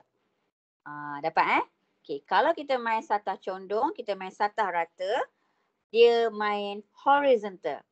So kena pandai beza kat situ. Nampak tak tadi masa kita main kereta tadi, dia ada daya tujah lebih daripada daya geseran kan? So dia secara horizontal. Okay. So yang ni dia banyak main daya vertikal. Okay. So dia main daya vertikal. Kita lihat kat sini. R, bila dia bergerak ke atas, so ingat, dapatkan hubungan R lebih besar daripada W sebab dia akan naik ke atas. Okay. So W tu adalah mg. R lebih besar daripada berat equal to ma. Hak ni kena sentiasa jelas ya sebab soalan boleh tanya. Okay. So bila lebih besar bermaksud R tu tolak mg sama dengan ma. Okay. So R, nak dapatkan nilai R. R tu adalah bacaan skala penimbang sebab dia akan letak penimbang dekat sini. SPM 2007 pernah keluar soalan macam ni. Jawapan dia tak ada buat ayat Jawapan dia dalam bentuk equation sahaja. Jelaskan mengapa berlaku situasi berikut. Kerana nilai R bertambah merujuk kepada equation. Itu saja. Nampak So dia akan berbalik kepada konsep pemahaman dari segi matematik. Okay. So bila R tolak mg sama dengan ma, so R dia sama dengan ma tambah dengan mg. Cuba you lihat. Kalau naik ke atas, bacaan dia ada tambah. So tambah bermaksud bacaan dia akan jadi bertambah lah. Meningkatlah bacaan pada penimbang. Dapat Dia meningkat. Okay, kalau objek itu turun ke bawah dengan AMS minus 2, cuba tengok. Dia turun ke bawah. Bila turun ke bawah, W tu lebih besar lah daripada R. Okay, so W tolak R, mg tu W tolak R sama dengan ma. Maka R, nampak tak? R kita tolak ke sana, so mg tolak ma. Nampak tak? Dia dah jadi tolak, bacaan R tu akan jadi berkurang. That's why bila kita turun, kita rasa ringan. Mudah je nak turun. Perasan tak? Dia tak semestinya kita naik lift. Kalau you pernah hiking, bila you naik ke atas, nak naik, sebab tu hiking kan naik puncak kan, you rasa macam berat. Sebab kita nak melawan daya graviti. So dia ada berat sedikit. Tapi bila kita turun, kita follow gravity, dia jadi mudah waktu turun. That's why turun sangat mudah berbanding naik. Nampak tak? So bila turun, bacaan akan jadi berkurang. Kena clear dekat situ. Okay, cuba lihat. Bila objek pegun, lift bergerak ke atas dan ke bawah pada hal laju mala. Sama ada dia pegun, tidak bergerak ataupun bergerak pada hal laju mala. So ingat balik. Kalau hal laju mala, pecutan dia sifar. Tapi dia kata bergerak ke bawah ataupun ke atas. Okay, cikgu ambil situasi dia bergerak ke atas lah. Bergerak ke atas pada hal laju mala. Cikgu ambil dia bergerak ke atas. So R lebih besar daripada W. Okay, R macam biasa, R tolak mg. Kenapa cikgu ambil ma dia sifar? Sebab pecutan dia sifar. Dia bergerak hal laju mala. Dapat sifar.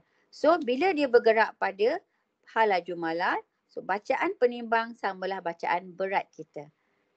Main situasi ni berlaku maksudnya dia bergerak terus muncul naik atas hal laju mala. Dia tak ada tersekat-sekat kan. Kalau tersekat-sekat tu macam pernah tak you naik lift kan? Bila tak ada penumpang lain you tekan naik tingkat 10. Terus je.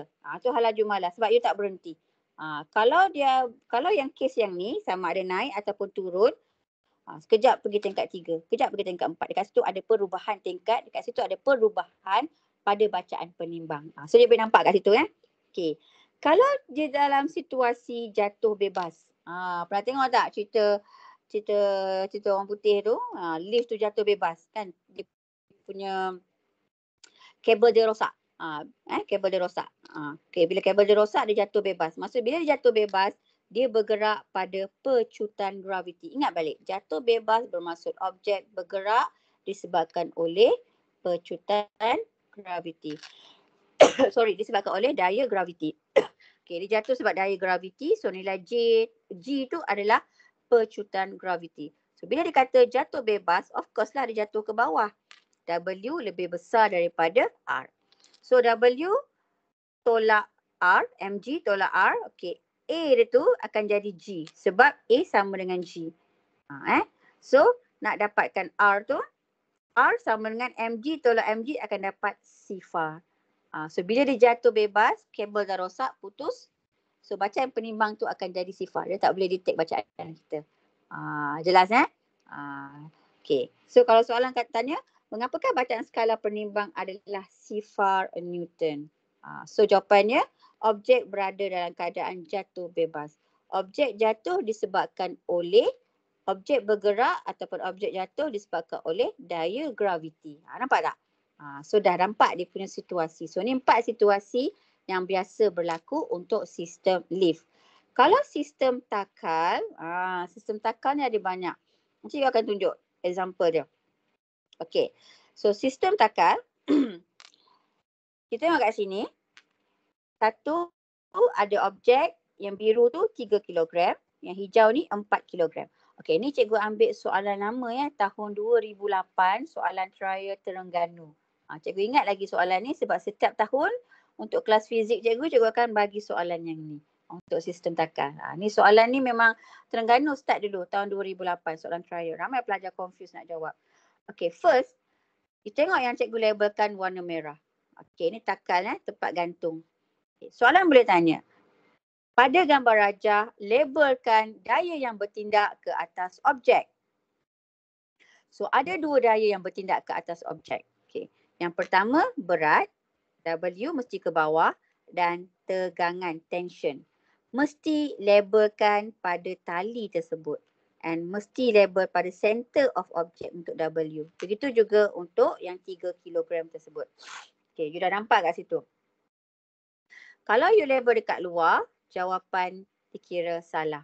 Dia mesti pada gambar rajah. So jawapan ataupun nota cikgu dah complete kat mana situasi tu. So tolong faham. So cikgu harap tak perlu nak cari buku rujukan mana-mana, just guna yang ni saja. Nanti kita akan tambah lagi point-point dia. So that's why cikgu lebih suka kalau you print out bahan ni, conteng apa maklumat penting supaya you nampak. So nak jawab soalan, latihan, recall dan refer balik all the notes yang cikgu bagi. Sebab bila kita semak balik, semua dah ada kat situ untuk soalan SPM. Jawapan dah ada dah. Means you have to understand the concept and how to apply it. Itu saja.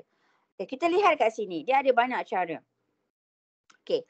Macam mana kita nak kira daya paduan dia? Okay. Yang ni cikgu guna nilai G sebagai 10. Ni sebab nota lama kan. Cikgu guna G dia sebagai 10 ms minus 2. Tapi dalam kita punya KSSM, you akan guna 9.81 ms minus 2. Okay, so kita refer pada contoh ni guna 10 lah. Tapi bila jawab soalan nanti you guna yang ni, 9.81. Okay, daya paduan, cuba tengok. Objek mana yang lebih jisim besar? So, 4 kilogram lebih besar daripada 3 kilogram. Bermaksud berat dia 40 and 3 tu 30 Newton. Nak dapat daya paduan, daya yang besar tolak daya yang kecil. So cikgu dapat 10 Newton. So ni akan turun ke bawah. Hak ni akan naik ke atas. Kalau dia tanya label pergerakan objek. Label pergerakan objek kita labelkan dekat luar. Okay, pergerakan objek, ni kita labelkan. Yang warna biru ni pergerakan objek. Nampak Yang warna merah tu pada objek. Maksudnya warna biru tu pergerakan objek, bermaksud 40 Newton tu lebih berat, dia akan turun ke bawah lah. Dia akan ke bawah, hak ni akan jadi ke atas, dia tarik. Itu maksud dia. Jelas Okey.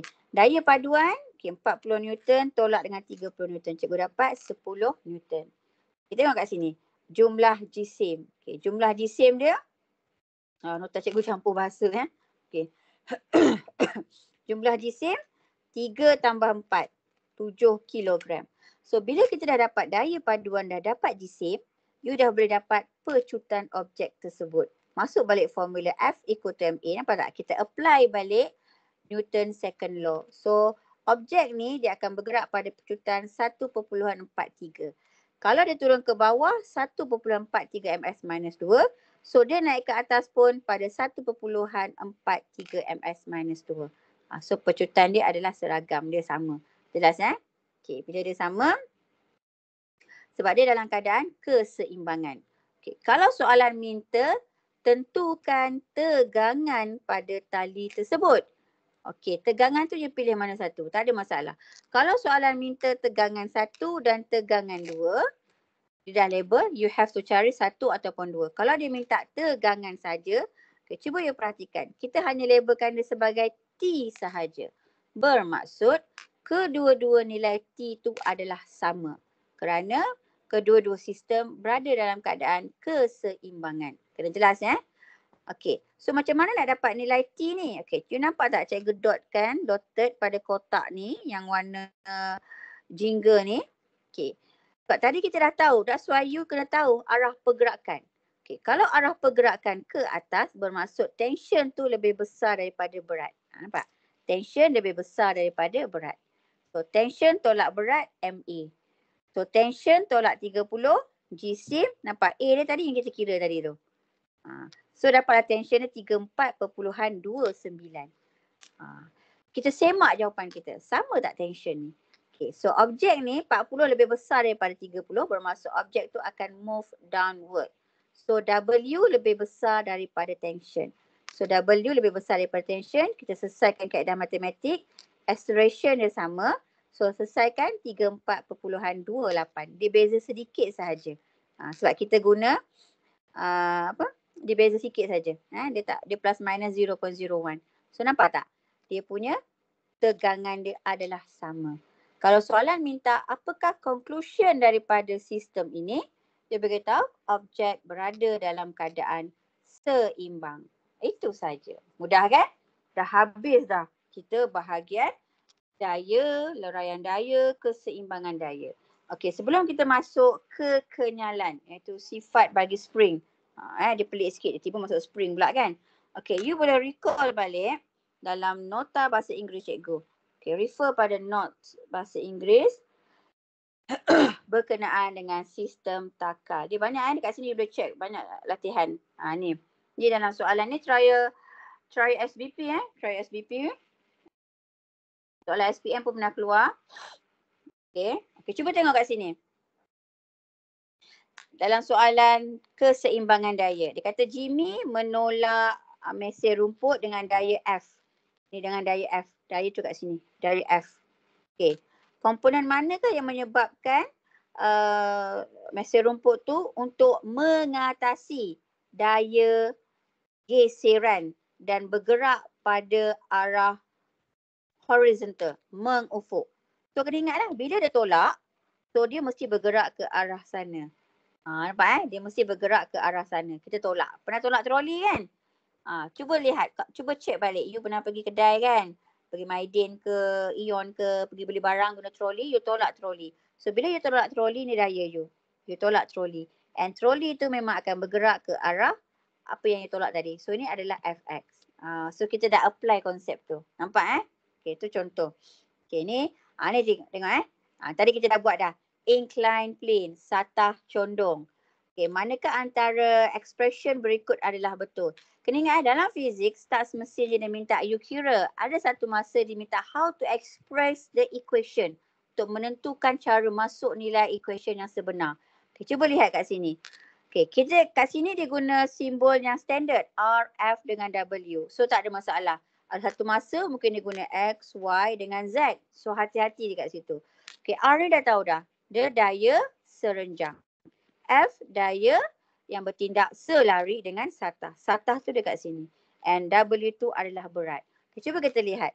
Kalau daya daya yang bertindak berserenjang, perpendicular, dia mestilah mg cos theta. Tulis F. Dah salah. R mesti mg cos theta. Dah salah. F tu daya selari. Bila selari dia mesti sin theta. So salah. So tengok D. mg sin theta. So jawapan dia adalah D. So kena jelas dekat situ. Dapat Itu satu. Ni lift sama je yang cikgu buat. Ni ada tambahan. You boleh check nanti. So cikgu nak you refer Okey, latihan ni pun cikgu nak you check. Ni dalam pulley system yang ni. Soalan yang pertama ni. Soalan kedua ni. Okey, dua soalan ni adalah soalan dalam buku teks lama Form 4 sebenarnya. Buku teks lama Form 4. So you tengok kat sini. Dia kata calculate dia pecutan objek jika objek bergerak ke atas. Objek bergerak ke atas. Jika ditarik dengan daya 100 Newton. Objek bergerak ke atas. Okay, so sini label dia adalah tension. Okay, ni daya yang ditarik. Daya luar. Tadi kita main pulley system yang ni, nampak tak? Dah ada dua kat sini. Ini tak ada. Ni kita yang tarik. Okay, contoh yang ni pernah tengok tak? Ataupun pernah rasa kalau balik kampung, kalau ada lagi lah kampung you all yang guna air air telaga tu kan. Ada satu tu kita campak baldi, tarik tali. Ada satu tu kita letakkan dia dengan takal tu kita turunkan ke bawah. So kita tarikkan dia baru air tu naik atas. Ada. Cikgu pernah rasa sistem, semua sistem tu masa zaman budak-budak dulu. Okey. Dia kata objek naik ke atas. Bila naik ke atas bermaksud daya ni lebih besar daripada berat. Ni cikgu guna G10 untuk sistem kita guna 9.81. So daya F ni lebih besar daripada W. So F lebih besar daripada W. Okey. So F tolak W sama dengan MA. So 100 tolak 50 sama dengan 5A. Sebab GCM dia 5 kg. So dia bergerak pada pecutan 10 ms minus 2. Bermaksud kalau sini 100 Newton, so tension ni pun adalah 100 Newton juga sebenarnya. Sebab dia dalam keadaan seimbang. Melainkan kalau dia lepaskan. Ni contoh Okey. Kita tengok yang ni. Okey, dia ada dua sistem puli. Satu sistem puli yang ni. Satu lagi sistem puli yang kita letak dia dekat meja. Dia ada dua. So kena hati-hati kat situ. So nanti cikgu nak you test nanti Dia ada banyak method. Ni cikgu tunjuk method yang pertama saja. Okey, walaupun dia minta kiraan lain tapi cikgu nak you study dan faham. Okey. So dalam contoh kat sini dia suruh kira pecutan dan juga tegangan pada beban. Okey, first tengok soalan. Okey, soalan ni pun pernah keluar dalam trial Terengganu sebenarnya, soalan objektif. That's why cikgu ambil balik sebagai nota supaya you nampak. And trial Melaka pun pernah keluar dalam tempoh KSSM. Ini keluar masa silibus lama. Lepas tu baru dia keluar dalam silibus baru. Okey, dekat sini dia maklumkan ada pecutan. Bermaksud permukaan satah ni adalah kasar, rough surface. Kalau dimaklumkan sistem pada rough surface. Okey, kalau soalan minta pada gambar rajah, labelkan daya yang bertindak. So nampak tak? Tension mesti menghala ke puli. Mesti menghala ke takal. Mesti menghala ke takal. And dekat sini, okay, kalau kita refer kat sini, tengah dia tu adalah W dia. Tengah dia adalah W. Ini pun sama. Tengah dia adalah W. Kalau yang ni dia adalah R. Kalau yang ni dia ada tension because dia tergantung. Ni kalau diminta label. Okay, cuba tengok. Okay, nak bezakan dekat sini. Okay. Bila daya bersih, okay, tengok daya bersih, objek ni dia turun ke bawah dan dia akan menarik objek 4 kg. Tapi 4 kg ni dia bergerak bukan disebabkan oleh saya cakap dia tak ada efek apa-apa dia tak ada efek apa-apa. So dia akan bergerak because objek ni dia turun ke bawah.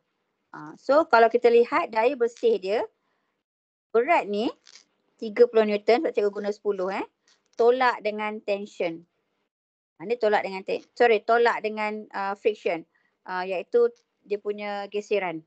30 tolak 2. Tu dia tolak dengan geseran. Dengan syarat jika satah tu adalah rough surface, satah yang kasar. Okey, jumlah jisim 4 tambah dengan 3 macam biasa. So nak kira pecutan ni pun macam biasa. Tadi dengan syarat you dapat net force dan juga jumlah jisim. So selesaikan dalam kaedah matematik dapat 4 ms minus 2. Okay, bila nak dapat tension, okay, tengok objek ni. Dia mesti turun ke bawah. Bermaksud W lebih besar daripada tension. So 30 tolak dengan tension dapat 3A. Sebab kita main sistem sini sahaja. Objek ni bergerak disebabkan oleh dia ni. So selesaikan kaedah matematik. So tension dia adalah 18 Newton. Means kalau sini 18, sini pun 18 Newton. Kena jelas Okey, itu satu. Okey, clear Okey, ni method kedua cikgu buat satu persatu lah dia punya motion dia. Nanti you boleh check nanti. Okey. Yang ni kalau dia kata dia sama. Sistem dia sama. Tapi yang ni dia ada friction. Yang ni dia tak ada friction. Bermaksud sistem ni pada satah yang licin. Bila satah yang licin bermaksud dia daya bersih dia hanya sini saja, iaitu 40 Newton. And jisim ataupun total jisim dia 10 kg. So nak kira berapa pecutan dia macam biasa. 4 ms minus 2. So kalau nak kira tension dekat sini. Dia mesti kat sini dulu sebab objek dia jatuh. So dapatlah jawapannya dalam 24 Newton. Okay, nanti boleh check. Tengok dia punya teknik dia. So cikgu nak you refer dalam nota English cikgu juga. Sebab dalam ni dia banyak contoh. Okay. So last kita masuk kekenyalan. Iaitu elasticity. Okay, kekenyalan. Apa maksud kekenyalan? Ni last topic 1.4. Apa maksud kekenyalan? Iaitu ability of an object. Iaitu sifat bahan ataupun objek tersebut kembali kepada bentuk dan saiz asalnya selepas daya yang dikena ke atasnya dikeluarkan. Tolong hati-hati. Soalan ni baru keluar SPM 2023. Cikgu ada soalan tak sempat nak share dengan you. Sebab soalan tu rahsia kan. Nanti kita akan share nanti. Okay, sifat kekenyalan. Kekenyalan, elasticity, ability of an object to return to its original shape. Kembali kepada bentuk asal. Apabila daya dikena ke atasnya dikeluarkan. Maksudnya kita lepaskan daya. Contoh you tarik and you lepaskan. Itu maksud dia. Dia kembali kepada bentuk asal. Okay.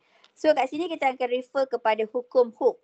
So naik sekolah nanti kita terus buat eksperimen. Sebab kita dah habis syllabus kan untuk chapter 1 ni, alhamdulillah.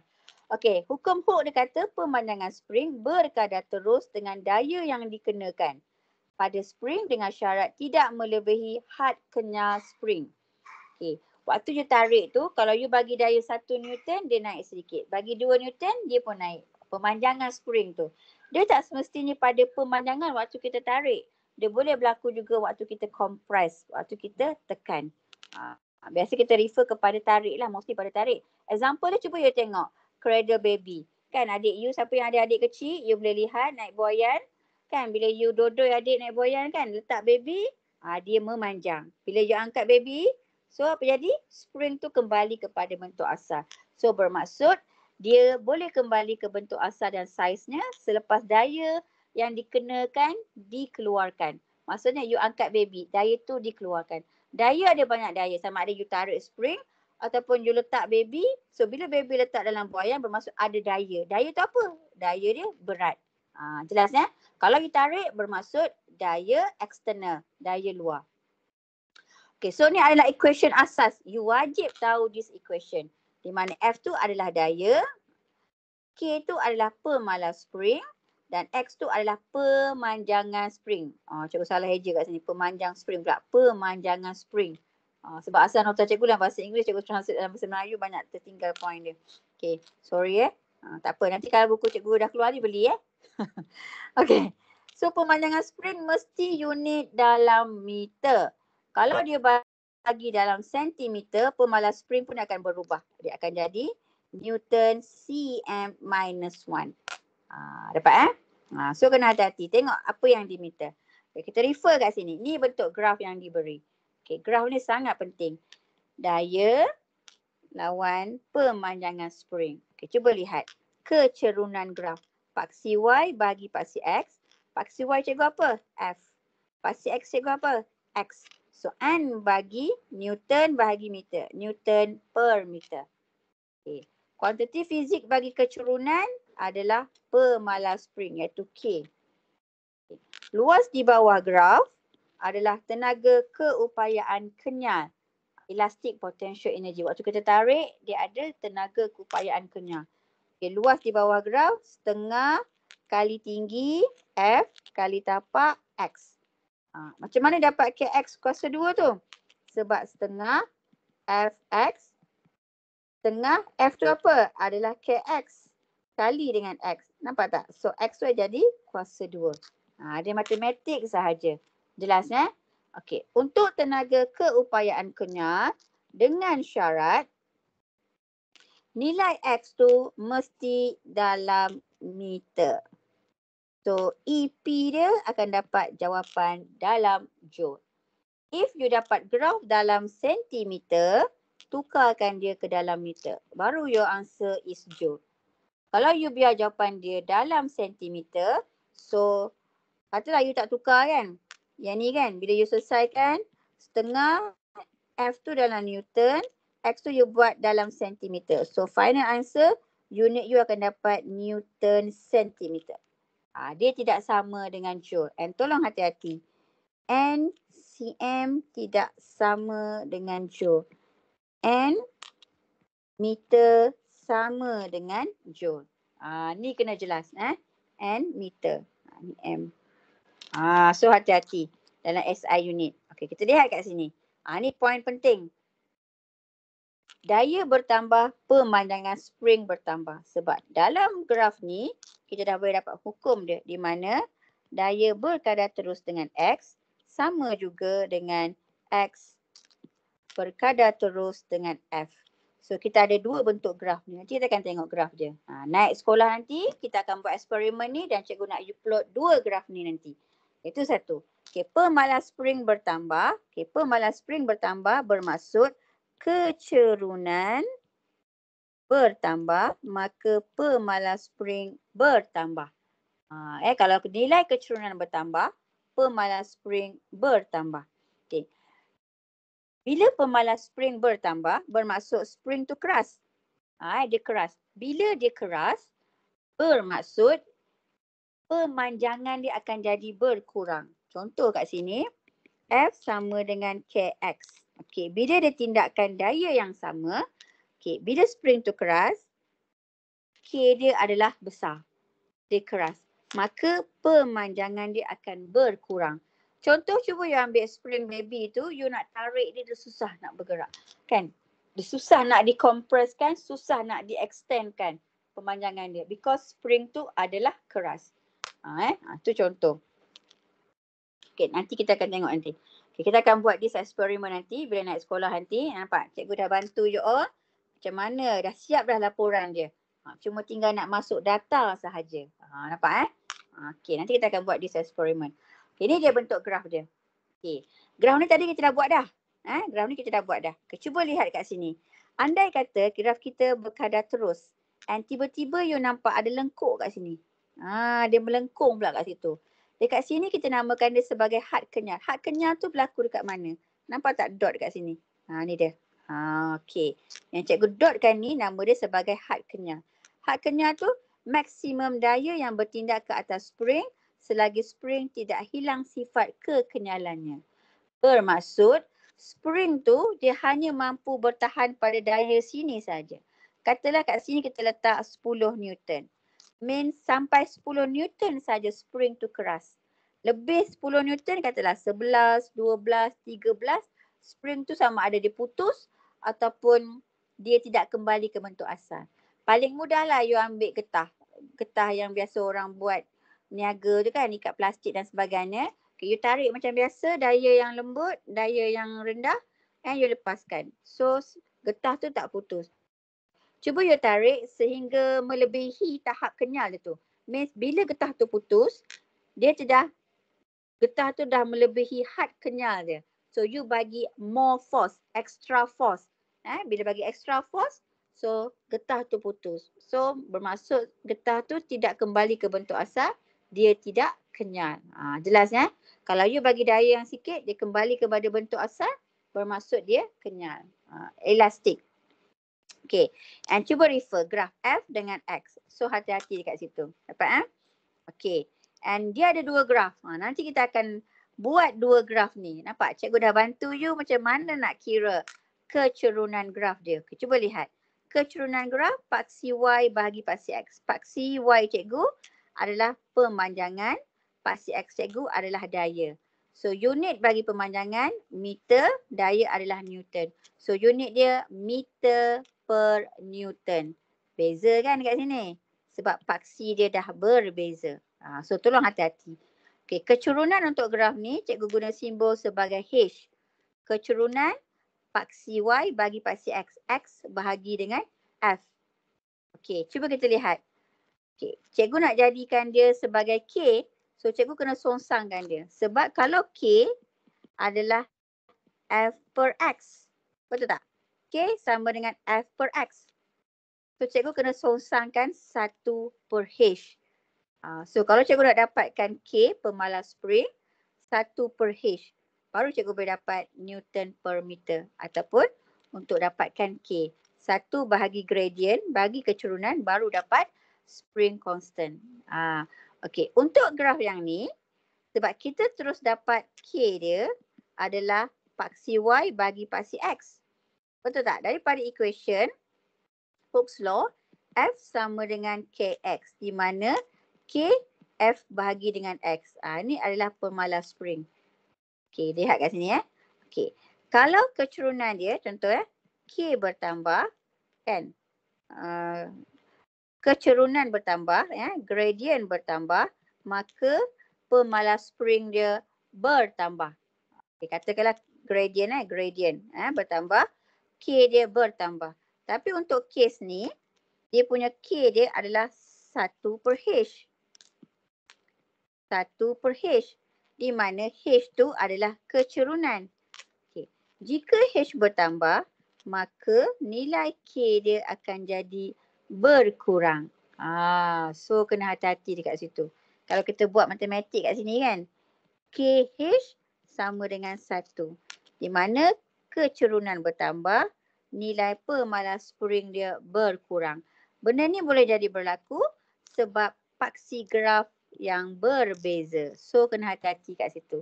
Nanti kita akan check latihan dan juga ulang kaji. Okay, tengok kat sini. Untuk tips SPM kan, kita kena faham konsep berdasarkan pemboleh ubah yang digunakan untuk memplot graf. Because setiap graf akan memberi nilai gradient yang berbeza dan setiap graf akan memberi maklum berkenaan fungsi ataupun hubungan antara pemboleh ubah tu pun berbeza. And pastikan jelas dengan paksi graf. Kenapa cikgu kata? Sebab graf yang berbeza akan memberi maksud yang berbeza. And paksi graf yang berbeza memberikan nilai kecerunan dan sifat bahan yang berbeza. Spelling error pula, sorry memberi nilai dan sifat bahan yang berbeza. Okay. Apa faktor yang mempengaruhi pemalas spring? Okey. Yang mempengaruhi pemalas spring. Okey, contoh Okey, nanti cikgu akan share kalau sempat Okey, dalam channel cikgu. Okey, you boleh tengok dekat sini kalau sempat mana spring. Sebab ni biasa cikgu selalu minta pelajar abang kakak you all buat. Kalau bab berkenaan elastik ni, memang kita akan minta dia orang buat. Mana cikgu letak? Okey, ni dia. Okey, tengok ni contoh. Cikgu minta kakak you buat eksperimen dekat asrama. Nampak tak? Dia tekan katil tu kan pada jarak, nampak ketinggian yang sama kan? And dia kembali kepada ketinggian yang sama. Bermaksud tilam tersebut dia elastik. Ni sebab mungkin tilam maktab kita baru kan? Kalau kita letak beban yang lama duduk kat situ mungkin akan berbeza. Itu satu. Okey, ni kita minta abang you all tekan sponge. Ni dia buat slow motion, nampak tak? Dia tekan sponge tu and dia kembali ke bentuk asal. Itu contoh. Dia lama sikit kan? Okey, lama sangat. Lepas tu dia lepaskan. So dia akan kembali kepada bentuk asal. Andai kata tiba-tiba you tarik span ni, tiba span tu terputus, tercerai kan? So bermaksud you dah melebihi elastik limit dia. Had kenyal dia. Itu contoh. Okey, hak yang ni cikgu minta abang kakak you cari dekat kenderaan yang ada spring.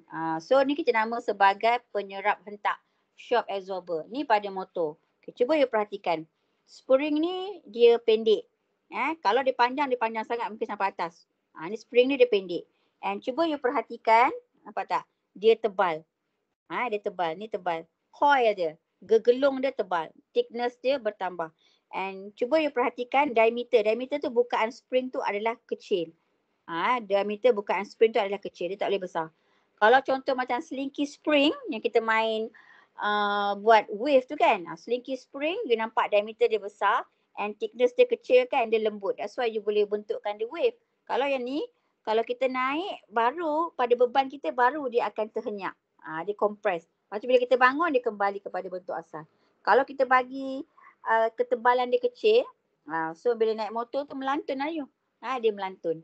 Kalau yang ni you naik motor you tak akan melantun. Faham ya? Siapa yang pernah naik motor dia tahu. Okey. Ni contoh. Ni dekat kereta.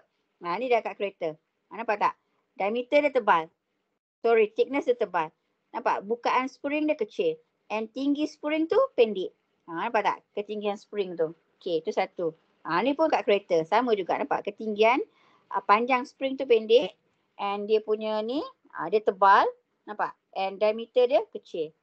So spring tu maksudnya dia keras. Ni contoh Okay. Tengok ayat dia. Shock absorber pada motosikal dan kereta. Penyerap hentak pada motosikal dan kereta. Okay. Thickness, ketebalan spring wire coil tu mesti tinggi. Diameter spring tu mesti kecil. Panjang spring mesti rendah. Dan dia buat daripada bahan yang kuat dan tidak mudah berkarat. Tu contoh asas. Nanti kan cikgu akan share yang ni dalam grup nanti. Okay. So tengok kat sini. Inilah dia. Okay. Spring dia kena pendek. Bila panjang spring bertambah yang ni, pemalas spring dia berkurang. Bila pemalas spring berkurang, kekuatan spring pun berkurang. So kalau panjang spring bertambah, maksudnya dia lembut. Kalau dia pendek, maksudnya dia keras. Bila dia keras, maka nilai K dia adalah besar. Kalau dia lembut, nilai K dia adalah kecil. Dan dia adalah lembut. Lembut lah. So dia keras. Dapat Okay, kita tengok ketebalan. Nampak tak ini? Tebal. Kan? Dia tebal. Okay, ketebalan spring bertambah. Bermaksud K dia bertambah. So, bila K bertambah, kekuatan spring bertambah. Means spring tu adalah keras. Jelas kat situ.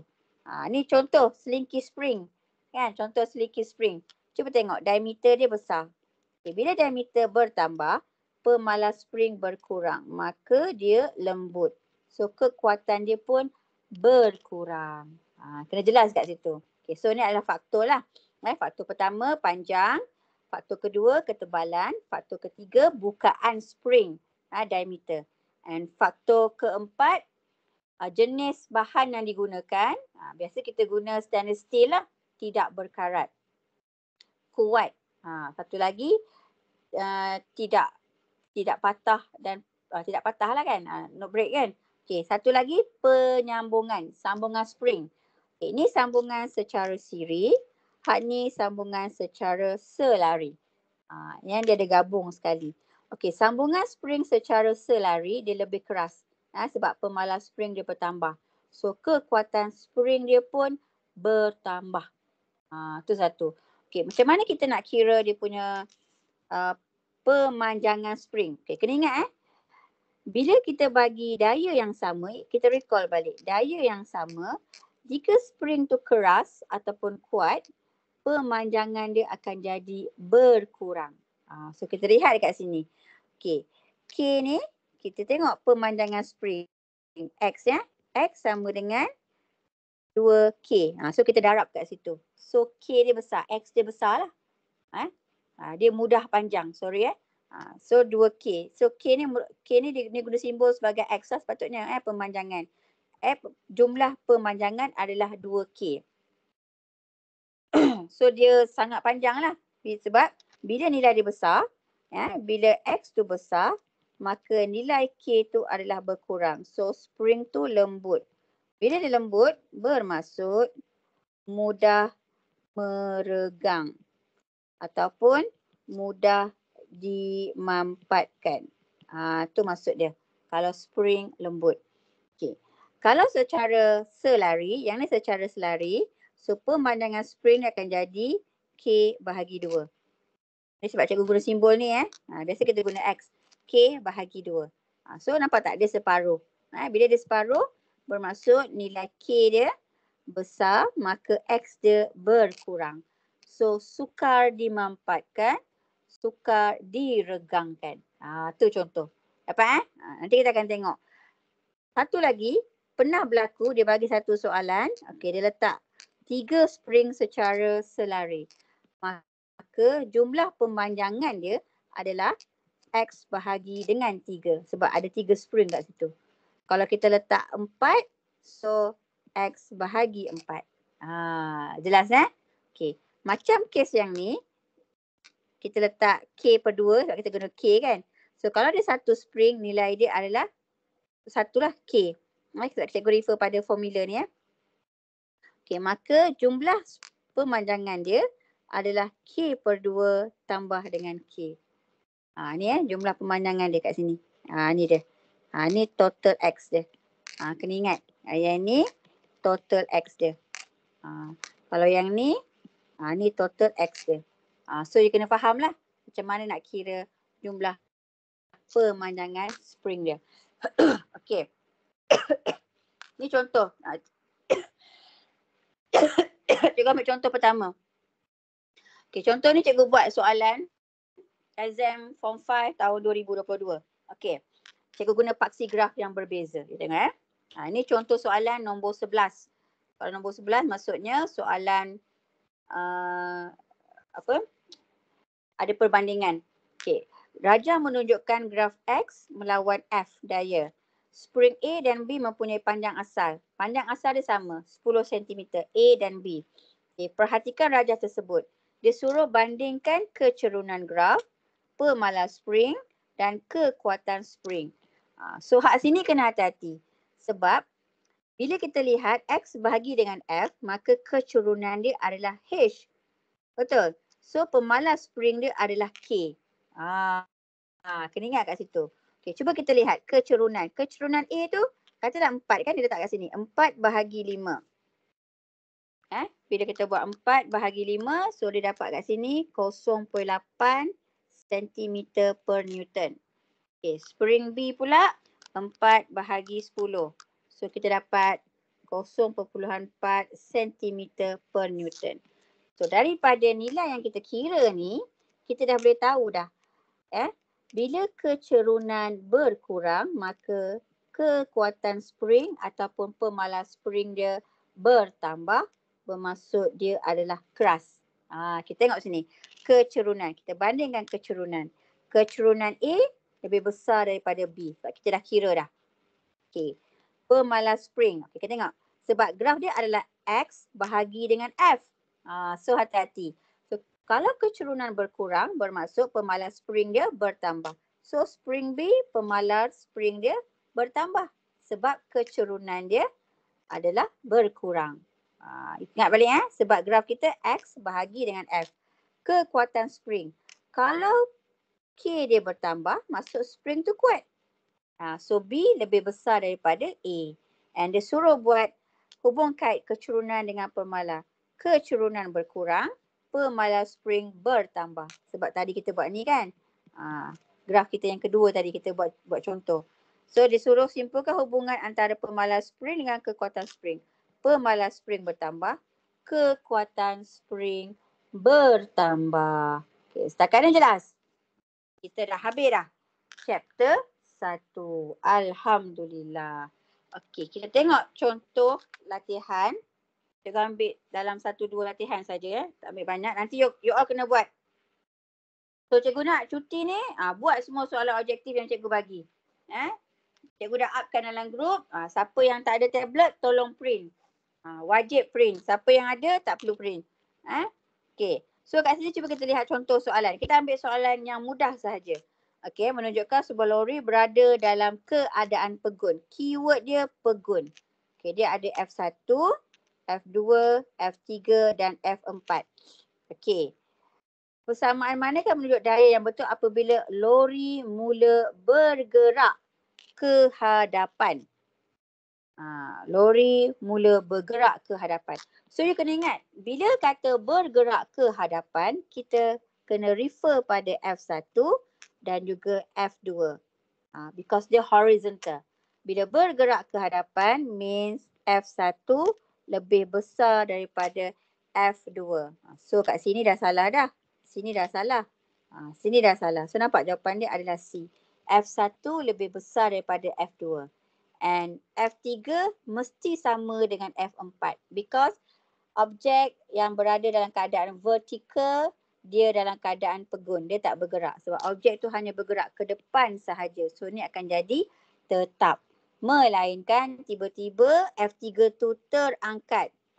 Lori tanah kan dia keluarkan, dia terangkat. Dia buang tanah tu. Itu lain. Dapat Okay, ni contoh soalan nombor 1. Okay, kita tengok. Soalan nombor 2. Cikgu ambil satu soalan ni dengan satu lagi soalan pasal spring. 3 soalan juga ambil dia. Okey, kat sini dia kata digantung.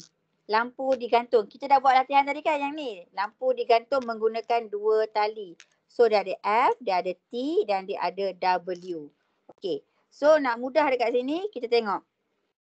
Okey, dia kata persamaan yang betul. Bila persamaan yang betul bermaksud, okey, you all kena selesaikanlah yang macam mana kita buat tadi kan. Katalah cikgu ambil triangle kat sini. Lakarkan balik. Baru kita buat tadi kan. Kita buat macam ni.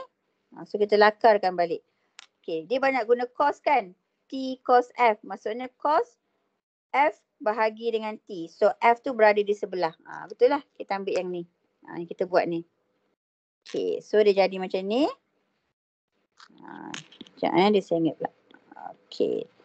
So, angle dia theta kat sini. Okey, so anak panah dia. Sini adalah F. Berat mesti berada di bawah. So, sini adalah T. Okay, kita tengok. Tadi kita dah buat tadi kan. T tambah F tambah W. Jawapan dia mesti sifar. Sebab dia dalam keadaan keseimbangan. Okey, dapat Okey. And kita cuba buat cos theta sama dengan sebelah bagi dengan hypotenuse. Okey. So nak dapat F sama dengan T cos theta. T cos theta. So dah dapat dah jawapan dia 1 dan 3. Itu saja. Nampak tak? Kadang-kadang dia tak minta kira. Dia suruh you express macam mana nak dapat nilai daya yang bertindak ke atas sistem tersebut. Okay, kita tengok satu soalan berkenaan dengan kebetulan. Cikgu ambil soalan 1, 2 dan 3. Nampak? Tadi kita buat latihan tadi graf X against F. Ini graf F against X. Nampak Okay. And tadi dalam soalan cikgu, dalam nota cikgu buat dia melengkung kat sini.